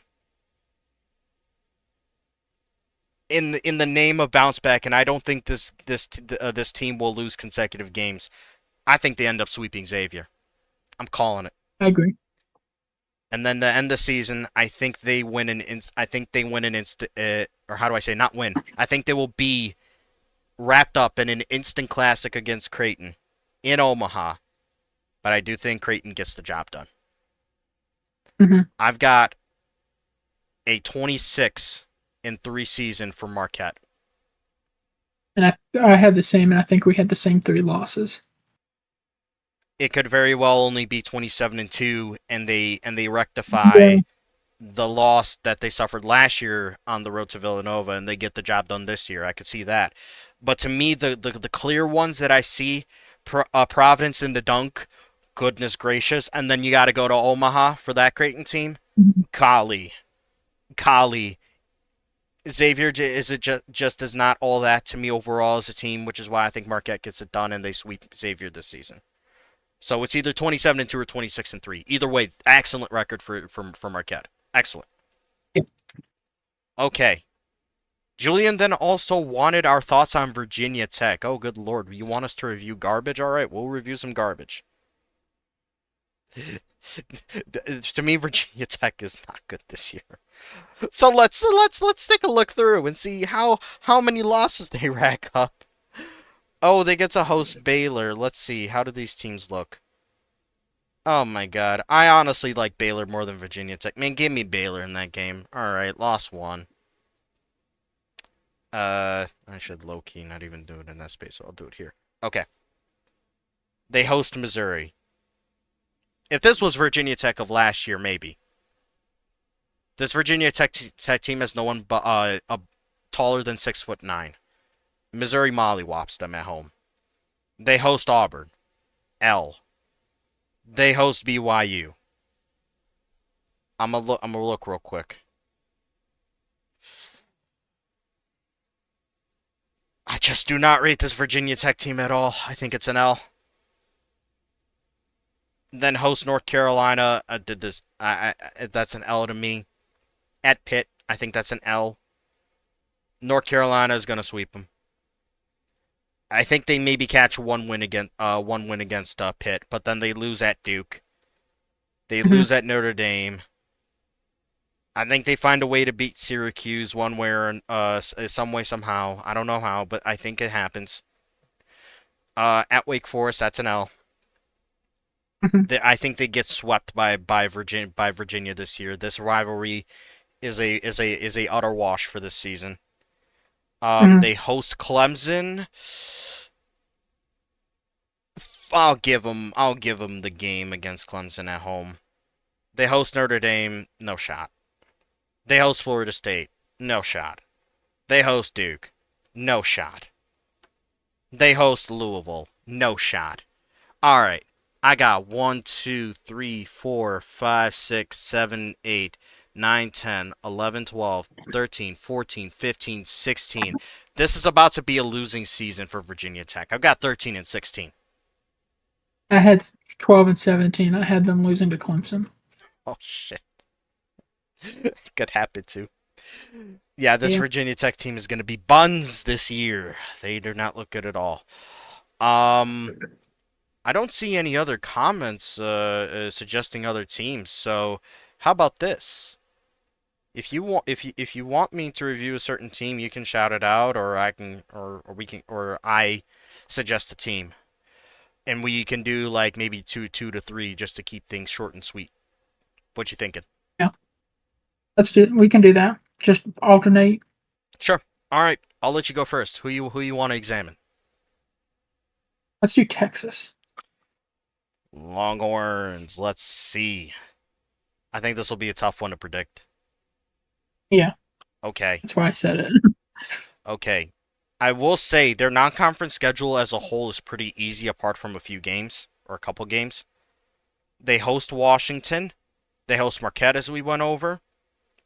And that's it. What the hell? That's actually Yeah. it. Okay. They're going to face I think no they would. resistance up until late November. Yeah. You guys are warming up with the bench warmers, I guess, but you know, it is what it is. All right. So the first real threat is at home versus Washington. The big question is this: who do we see further ahead in terms of their in-season development? Texas or Washington? I'm going to go Texas just because they're at home. Okay. I think it's easier for young teams to play in their home environment. Okay. I'll give them that. We've already deemed the Marquette to be a close loss at home, so that's a loss. And then the Big 12 play hits. TCU's a non-factor. They got to go to Kansas. I understand we've taken a dump all over their defensive capabilities, but I still think when you go to the Fog and you play in Allen Fieldhouse, it's just a different environment. I think they lose that one. Mhm. They host Kansas State. I give them a little bit of a chance here. I have them beating Kansas State at I home. I can give them that. I can give them that. Yeah. That's their coming out party, if you will. Not coming out of the closet. Out of your head, get out of the. uh But that's I know nuts. that's what Killian was thinking. So, Killian's but thinking a bunch of things, to be honest. I know Killian knows what he's thinking. And we know what he knows. Texas Tech at home, I think that's a dub. Mhm. They go to West Virginia. Bro, I know this West Virginia team is not as good as the past couple years, but I still think they're just physically imposing, dude. The I make agree. press Virginia is still a thing with Mays there. Mhm. I think West Virginia beats Texas, hands them their third Mhm. L. Okay, now Kansas I, comes to town. yeah, Do we think the lack of defensive upside finally catches Kansas here in this rematch? I think Texas having to play West Virginia and Kansas back to back days, not just back to back days. Oh, I didn't even realize that, dude. Ah, it's scheduling I malpractice. What are we doing? I just no. I think Kansas sweeps them. Just because of that? You might be onto something. Hey. I'm gonna say differently. I think it won't matter. I think they beat Kansas. That's my opinion. I think they split. I think this team will be good enough at this point to find a way to split. Um, Mhm. okay, they host Iowa State. Easy win. All right. And that's the next loss right there at Kansas State. Yeah, Kansas State will probably be. I think that as much as I think Texas beats Kansas State, I also think Kansas State beats them by 25 the next time they play. There's that ability. There absolutely is. I can see that. Hmm. Okay, Red River in the smack dab middle of February, and they host Texas it. at home. Yeah. I feel like the only way Oklahoma wins this is if they turn this purely into a front court battle. If they do, I like who they have over Texas's guys. Still a lot of faith in a freshman, though, even if it is late in the season. But I do rate Colton Pike a whole lot as a freshman. No, absolutely. Absolutely. But Okay, still. okay. Plus, Um, it pisses off Kill. you can go that route. I'm I not. think I think this either way, but yeah. I'm gonna say Oklahoma wins this one. I can see it. I can see Oklahoma winning this one. Um, okay, at Iowa State, man, it's a sweep. I just don't rate Iowa State at all. They host Baylor, easy. And last but not Yeah. least, they gotta finish off their season on the road in Stillwater. The Pokes, the current our projected top squad of this conference. Um, it'll be a war. I'll tell you that. Yeah, being on the road, I've got to give it to Oklahoma State. If they could have played them at home last game of the season, maybe they're having finals. Well, college basketball players probably don't take finals; they have it taken for them. But you could make the argument. I think being on the road at Oklahoma State is a loss, but sets them up for. I had them at 23-6 going into March. I mean, yeah, going into the conference tournament. I ended up with 23-6 as well, and we had different opinions on a couple of games. Yeah. That's a dang good season for this Texas team, I will say. Okay. Sets them up to be, I think, a top 10 preseason team next year. Oh yeah, especially with their returning production after this season, whatever it is. Oh Mm-hmm. yeah. Oh yeah. For sure. Mm-hmm. Bright future for That's these why I'm Longhorns. up in Texas. Oh yeah. Okay, I'm gonna give you one. All right. That's why I also think this wasn't a question earlier, but I had it written down. Coach of the year, I think, goes to Creed. Just because of in a tough conference, I think not it being 23-6, I think, is a ranked team by the end of the year. Maybe not highly ranked, but I still think ranked, especially with some of the wins they would have. And I think that is a huge improvement from last year. I agree. I absolutely agree. Okay. This one's gonna be a doozy. Ohio State. They got a tough non-conference, and they also play in the Big Ten. I like what their upside is, but will it fully reflect in what they end up having in terms of their record by the end of the season? I don't know. So I want to look at this with you and see if we can come Whew. to some sort of agreement. Yeah, oh yeah, you're seeing it now. Yeah. That's crazy. It's crazy. Mhm. Goodness gracious. That start to their non-conference schedule is nuts. It tapers off and it gets easy. Like it's basically this. It's like they start off real hot with all these like top teams at the start. And then like later on, December-ish, it's easy. It's like, okay, now we can tone it down a little bit. Get ready for the Big Ten. Then the Big Ten hits. I'm I'm not gonna argue this, but you could argue 2 and 3 to start the season, and then that's when I would buy Ohio State stock. Going back to what we were talking about earlier, Okay. I'm down I for I that. don't think I don't think they start 2 and 3, but I think if that happens, I'm buying metaphor. I'm buying a lot of metaphorical Ohio State stock. Sure. Sure. I'm open to that. But I don't think that happens either. So Right. Let's go through this thing though. I'm interested to see what we think they end up as. So, so they start with Iowa State at home.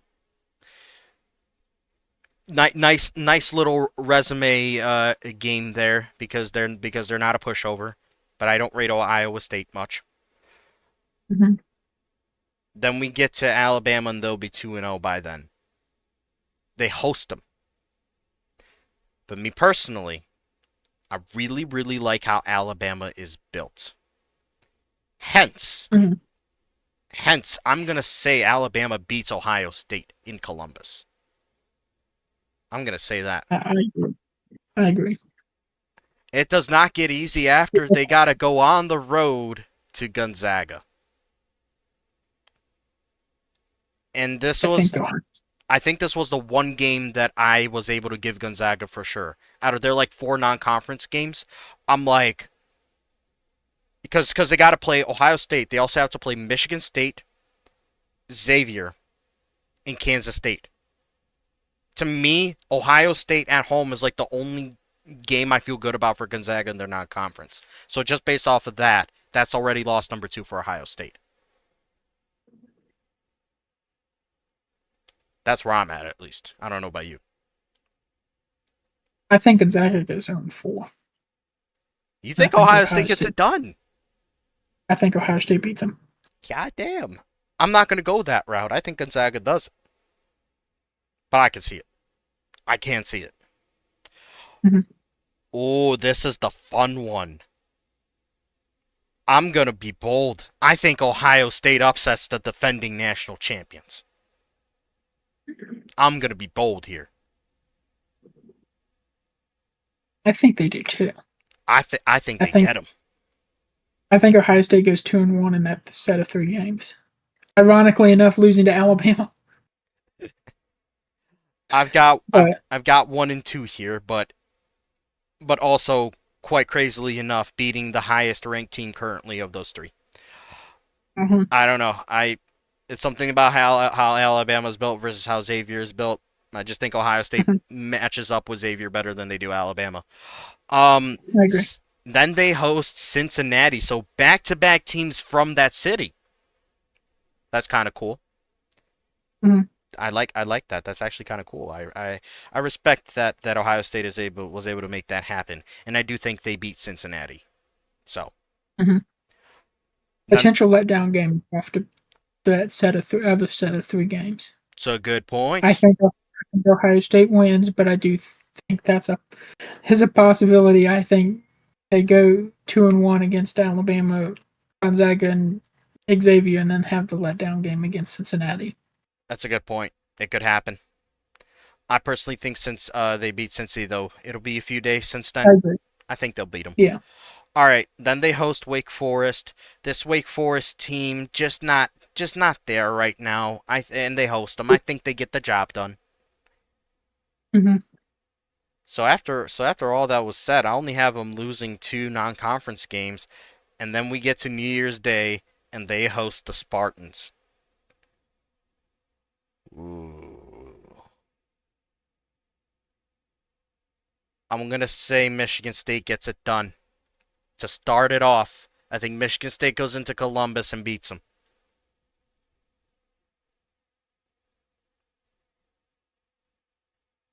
Then they play Indiana on the road. In Bloomington too. Oof. And this Indiana team I like. I really like this Indiana team. Damn it. Got another loss here for Ohio State. And then they got to go on the road to Iowa right after. That's another loss. Golly. Okay, that's a tough game stretch right there. Golly. Okay, and then we get to at Northwestern. They beat Northwestern here, I think. Hmm. Then they have Purdue. Purdue is sneaky. We have not talked a lot about Purdue at all, but I think they got a sneaky good team that could do something. How much can they do? Don't know. I'm going to give this one to Ohio State. I think they get it done at Purdue. And then Hmm. they host Penn State.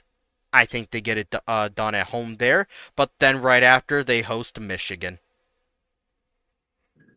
Michigan is just is just overwhelming for just about almost every single team in the country. And it's no Mhm. different for Ohio State. That's a loss. I'm sorry. It's tough. And then they host Wisconsin. Wisconsin might be susceptible here to a loss. There's a possibility. I don't know how much I like it though. It depends on what we think of Ohio State in terms of what they could be in February at that point. Yeah, Hmm. I have them losing to Wisconsin.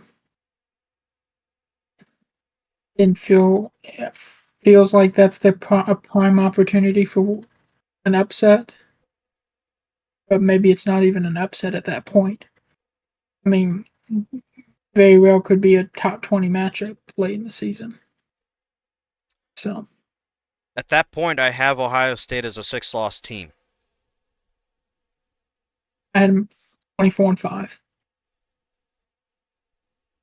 Yeah, because I don't see them losing to Rutgers, and I don't see them losing on the road at Maryland after.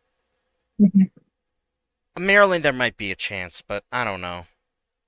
I think this time around, Ohio State is a level or two above Maryland. I'll give them that Mhm. win. I'm gonna say they lose to Wisconsin. Yeah, I think they lose to the Badgers.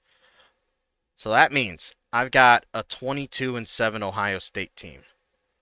But with this schedule, it's pretty dang good. You got 24 and I had 5 though. Wow. yes, Wow. beating beating Gonzaga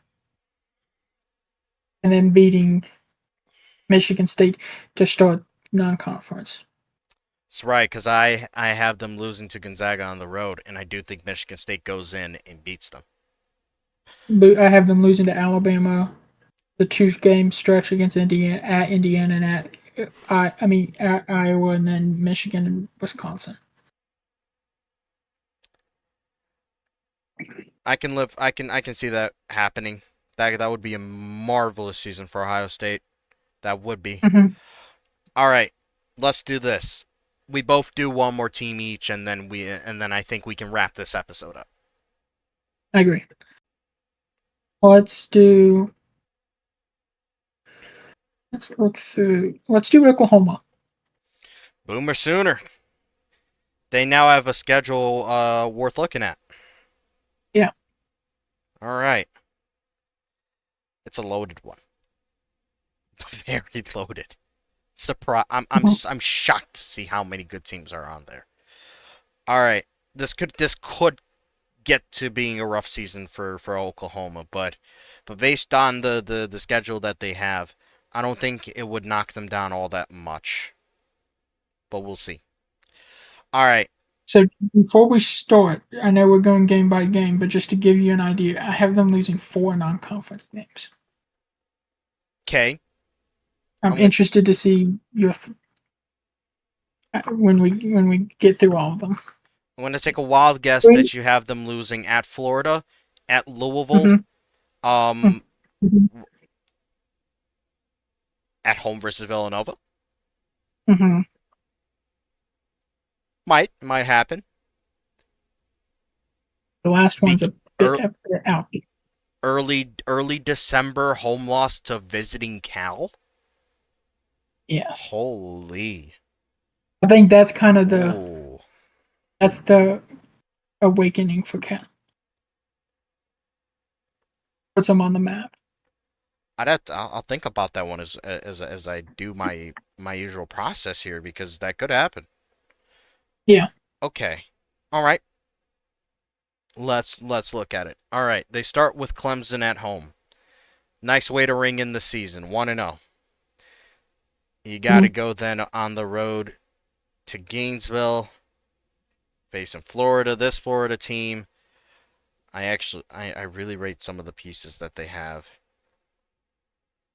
In the build of Florida is pretty dynamic too. It's very interesting. I don't know if Oklahoma will be ready to handle basically two Swiss Army knife pure forwards at the same time. Sure, Second game for Colton Pike. I'll say first out for OU right there at Florida. Yeah. On the road and we go to Louisville. I have my questions. And I actually feel less sure about Louisville winning this one than I do Florida. Because, for starters, Louisville's, how do I say it, strategy to dominate the paint will not be easy against this OU front court. They are tall. Mm-hmm. They are tall. They will match them with height. Mm-hmm. So then I look at who do I feel better about in terms of their backcourt. I can say that about OU, not Louisville. Yeah. So I'm going to tell you this. I think OU beats Louisville in their barn. In the KFC Yum Center, I think OU gets it done. Mhm. This is a bold call from me, but I am making it. Okay, Villanova.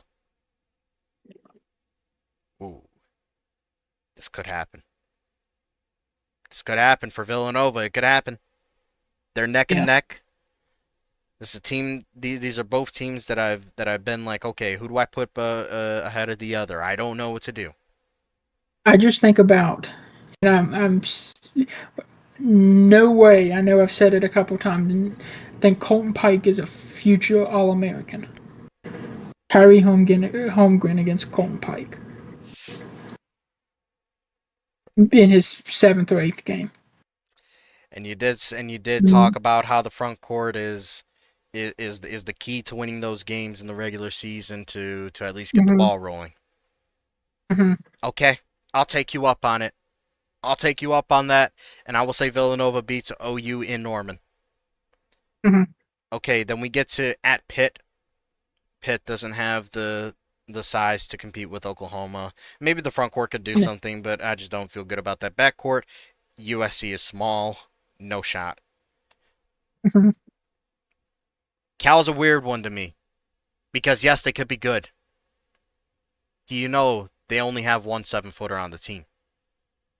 He Yeah. doesn't even start. Mm-hmm.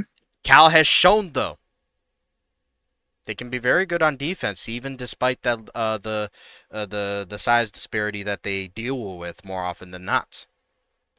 I hate saying this name because I got in a verbal scuffle with him in their team chat. But as of right now, his current name is Texas Chicken. Why did I allow that name? Do not ask me. I don't know. I should have never caved. But just to at least give the dude some flowers, brother is a menace on defense.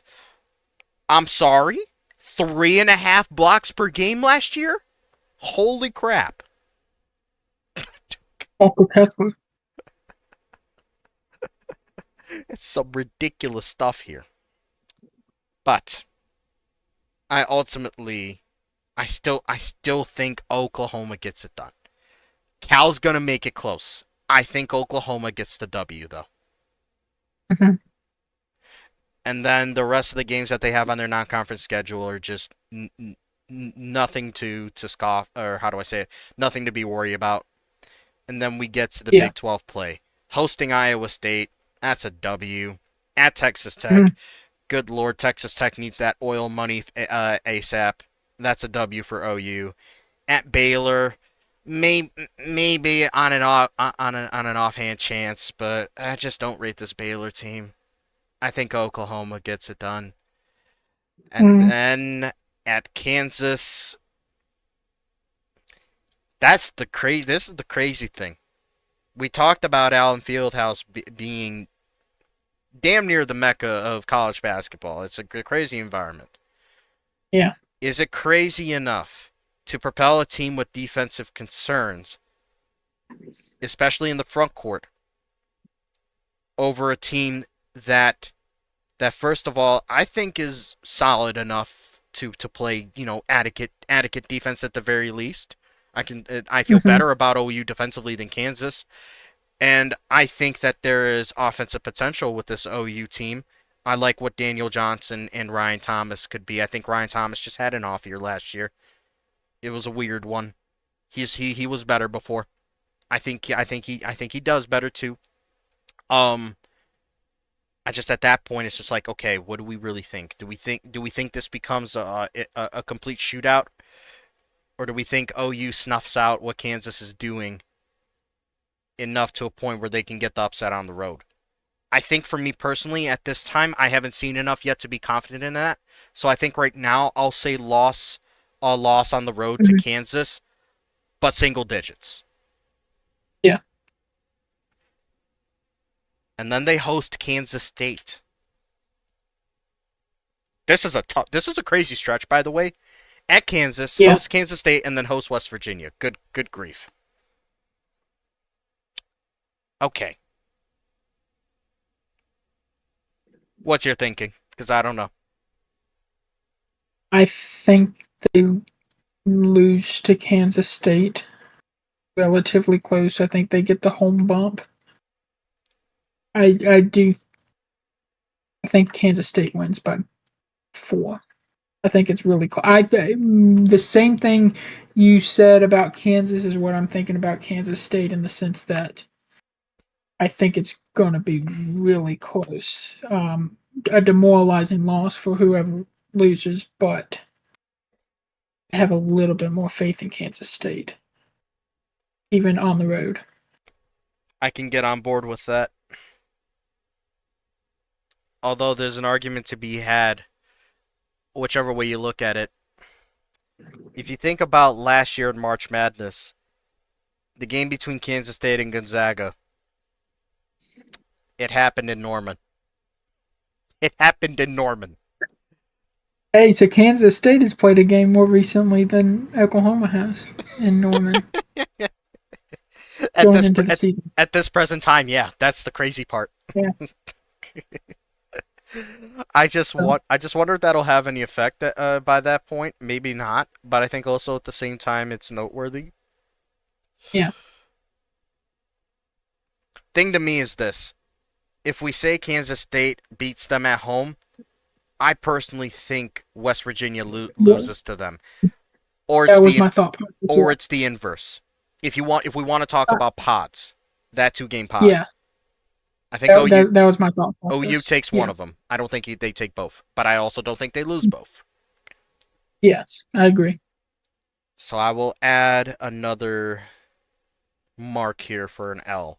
Okay, at TC, what am I talking about? TCU versus Baylor at home. That's a sweep. Mhm. Oh, Bedlam, home and home Bedlam in rivalry week. I am confident OK State wins one of these games. What about a sweep? Yes. I think OU gets one on them, personally. I'd be willing to bet. Yeah. I'd say they win the one at home and then lose the one on the road. This rivalry is passionate. Yeah. I think they split. Yeah. Okay, so we did talk about Red River when we played it when we went over Texas' schedule. You I think said having to play at Texas over 2 weeks since their last game. It's 2 weeks since their last game. I didn't even notice that. Yeah, that is a big gap. I think they dropped Texas. I think I went with the notion before that I think OU beats Texas when we went over the schedule for the other team. Hmm. I think for consistency, I will stick with that. Hmm. Okay. See, this is why I think they beat West Virginia at home because I think they lose to West Virginia on the road. Yes. And then they'll end the season by sweeping Texas Tech. So to Hmm. me, this is a 22-7 OU team, except this time around, this is a 22-7 with a good schedule. Yeah. At 20-9. You had 20-9 with them. Okay, I'm a little bit more high on them, which is okay. That's fine. 29 is still respectable Actually, wait a with minute. who they got. Actually, I think I had no 29. Yeah, I'm trying to make sure my math is right. Yeah. Okay. I can look. I have 22-7, but 20-9 could happen as well. All right, Yeah, one which more. I still think. I mean, off rip, I would have 20-9 Oklahoma higher ranked than not ranked necessarily, but I would have them higher rated than last year's 22-7. 100%. I just think it's an accomplishment, not a causality. Exactly. No, I completely agree with you. The Yeah. exactly the resumes would just be worlds different at that point. Mhm. There'd be way more substance to this one. Yeah. So Agreed. Oklahoma only stands to gain from this personally, even if they go 20-9. Yeah. So all right, I gotta pick one more team here. Okay, so we've gone from the ACC, we've done Big 12 twice, we've done Big East, Big 10, we did Pac 12. Okay. Let's get a little crazy with this one. We talked a lot about them. Why not look at Florida to finish this off? Let's look at Florida in their upcoming non-conference and then SEC schedule. We'll end it off with an SEC team. Yeah. All right. So right out the gate, they got that first notable game at home versus OU, and we did say they would win that one. We're not changing our Yeah. tune. Then they host UCLA. I I'm think gonna. they win that one. I think they win that one as well. And then they host Kansas. In terms of size, Kansas and Florida kind of match up similarly. They do. They do. That's the crazy thing. Yeah. When I look at And these I think teams, in that sense, if they match up similarly in size, I think Kansas has more talent playing at home. you give this one to Kansas on the road. Yeah. Even on the road, I think. I I'm, just think the talent I'm just okay. slightly, but I'm okay with going that route. And then they go on the road to Penn State. Um, it might be tough just because for whatever reason Penn State just plays well at home, Mhm. crappy crowd in attendance. I've seen it live. Um, but I think Florida still gets the job done narrowly. Penn State Mhm. will push them. Florida will get the job done though. So I'll stay that. Then they host Texas Tech. Man, we just do not rate Texas Tech, but obviously understandably why. So I don't think Texas Tech wins that one. I think Florida wins. Then they host Wake Forest. I think Wake Forest wins. Win, but I think closer than expected. yeah, but I still think Florida wins. Yeah. So they will go into the SEC play. I believe that's going to be 9-1 from what I remember. 1, 2, 3, Yeah. 4, 5, 6, 7, Not playing a 8, game for 9. pop for 2 weeks. They I get a still, I don't like that. they get a nice long break, and then right away they got to host Alabama. Tough I one. think being at home, Florida wins. Yeah, But yeah, maybe. I'm just thinking about it in terms of that forward matchup. mhm. McDermott and St. Thompson versus Smith and Clanton. Mhm.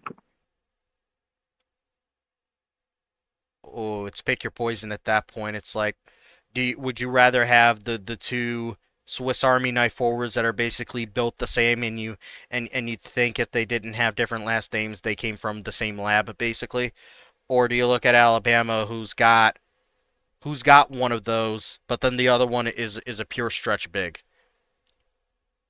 I don't know. I think Florida at home overwhelms their foreign core overwhelms Alabama in the post and with offensive rebounding.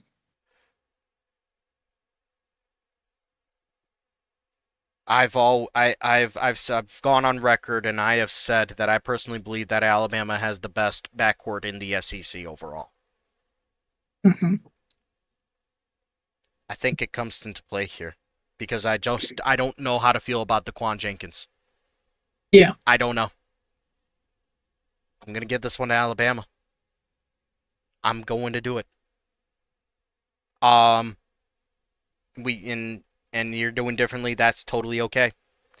Yeah, The next tough one after that, it takes a little bit, but then we get to 2 weeks from then, hosting Missouri. Hmm, tough one. I'm leaning Florida I on this think one. this. I think they split the season series with Missouri, Okay. Oh yeah, they do play them and twice. Okay. they'll lose this one. They'll win this one, but lose the one on the road on the 6th. Okay. I can see that. Okay. After that, okay, so we're gonna say a win at home against them. All right. Yeah. Then they host Texas A&M. Dude, this Texas A&M team. No, I just don't see it at all. Anything from them. So Hmm. Florida win here. Okay. Then we get into this like crossover between the week before rivalry week, and then the week after. This is a crazy Yeah. stretch. At Tennessee, host Kentucky. At Kentucky, host Tennessee. At Missouri. That's quite the 5 game stretch right there, where you see 3 teams in only 5 games. So Yeah. that's funny to me. All right, split the series with Tennessee, or do you think Florida sweeps them, or do you think it's the other way? I think they split Tennessee, sweep Kentucky, lose to Missouri. Go 3-2 in that 5 game stretch. Yeah, yeah, I have the same feelings about Kentucky. Uh, might be a single point difference between them and Kentucky when they play at Rupp, and that could go either way. I think out of confidence for Laza and what he could do with this team, I think I'll give him the sweep, like you're I doing. trust I trust Loza to make the right late game adjustments. Yep. Okay. This back half of the SEC schedule is very interesting. So they host Vanderbilt. I low key like the new hire at Vanderbilt, but he doesn't have the team to compete with Florida at Yeah. least in Gainesville, so they're safe. Oh, at LSU, they're going to the boot. I, I think they lose that one. I'm thinking just based on who LSU has Yeah, and how they can progress. They match up with them all right, besides the center spot. I think mm-hmm. even the center spot is fine. It's only a 2 inch difference. What am I talking about? Yeah, I think LSU gets it done. Mm-hmm. Yeah. And then they have to play Auburn right after, and they have to go to Auburn. Listen, I know Auburn is on a down season compared to the teams that they've had over the last couple of years, but they're not. But I don't see them losing at home to Florida, at least not this Mm-hmm. iteration. So I think Florida picks up another loss here. But at the very least, I think afterwards, I think Florida wins out. They host Ole Miss. Yeah. If it was on the road, maybe, but I still don't think Ole Miss has the team that could upset Florida in their place anyways. Vanderbilt just doesn't have the team anyways, and then the other 2 games are just washes. So yeah, Mm-hmm. after this, I have a 23-6 team for Mm-hmm. or for 23-6 record for Florida. It could be 22-7 if I change my mind on Kentucky, but I have no reason to right now. Yeah, I think that's a good foundation season for Loza. An incredible foundation season. Yeah, Incredible. I would take that. puts them in the limelight for the off season. Oh yeah, absolutely. Bunch of hype would be surrounding them, and rightfully so. So, Yeah. absolutely. Folks, this concludes episode 8 here of the Court Vision podcast. This was a fun one. I thoroughly enjoyed the switch up in topics, and hopefully I can do the same type of switch up again if we do have another co-host make a return. And ultimately, we could have even more records to predict in later episodes. That is before the season starts. So we'll see how things Mhm. shake out. But this was a fun one, Coach. I appreciate you hopping on with me again. It was this Mhm. was again another high quality episode. Appreciate that. Thank you. Heck yeah, guys! And for those that have stuck around and have listened and watched along, thank you so much. Like I said before, if you haven't yet, make sure you subscribe to this to the channel. It's not just podcast episodes here, folks. We live stream the March Madness games too once they roll around, and it's no longer there and on Twitch. It is purely only on YouTube going forward. So make sure you're subscribed. You got notifications turned on for regular uploads, for when streams start, and all of that good stuff. So other than that, I will have another conference preview post come out later today. It might come out a bit later than I'd like. We'll see. Maybe that changes. I'll try and work on as fast as I can, but you will be able to Mhm. catch me with actually, I'll tell you this right now, the upcoming uh, CFB stream with Reagan. I believe it's Notre Dame at Duke. That's the primetime game today. I'm gonna be on commentary with them, and goodness gracious, that scares me because that's a full game of commentary where Reagan might just absolutely wild out and just say some more bombastic shit. But I guess we'll see. So for those that uh are tuning in, have fun. For those that don't plan on it, at least not right now, well, try to. You won't want to miss it. All right, guys. I will see you all otherwise back on Instagram, and we'll go from there. I'll try to announce the next podcast episode once it is planned. Hopefully, not last minute. So, all right, guys, take care. I'll see you all on IG.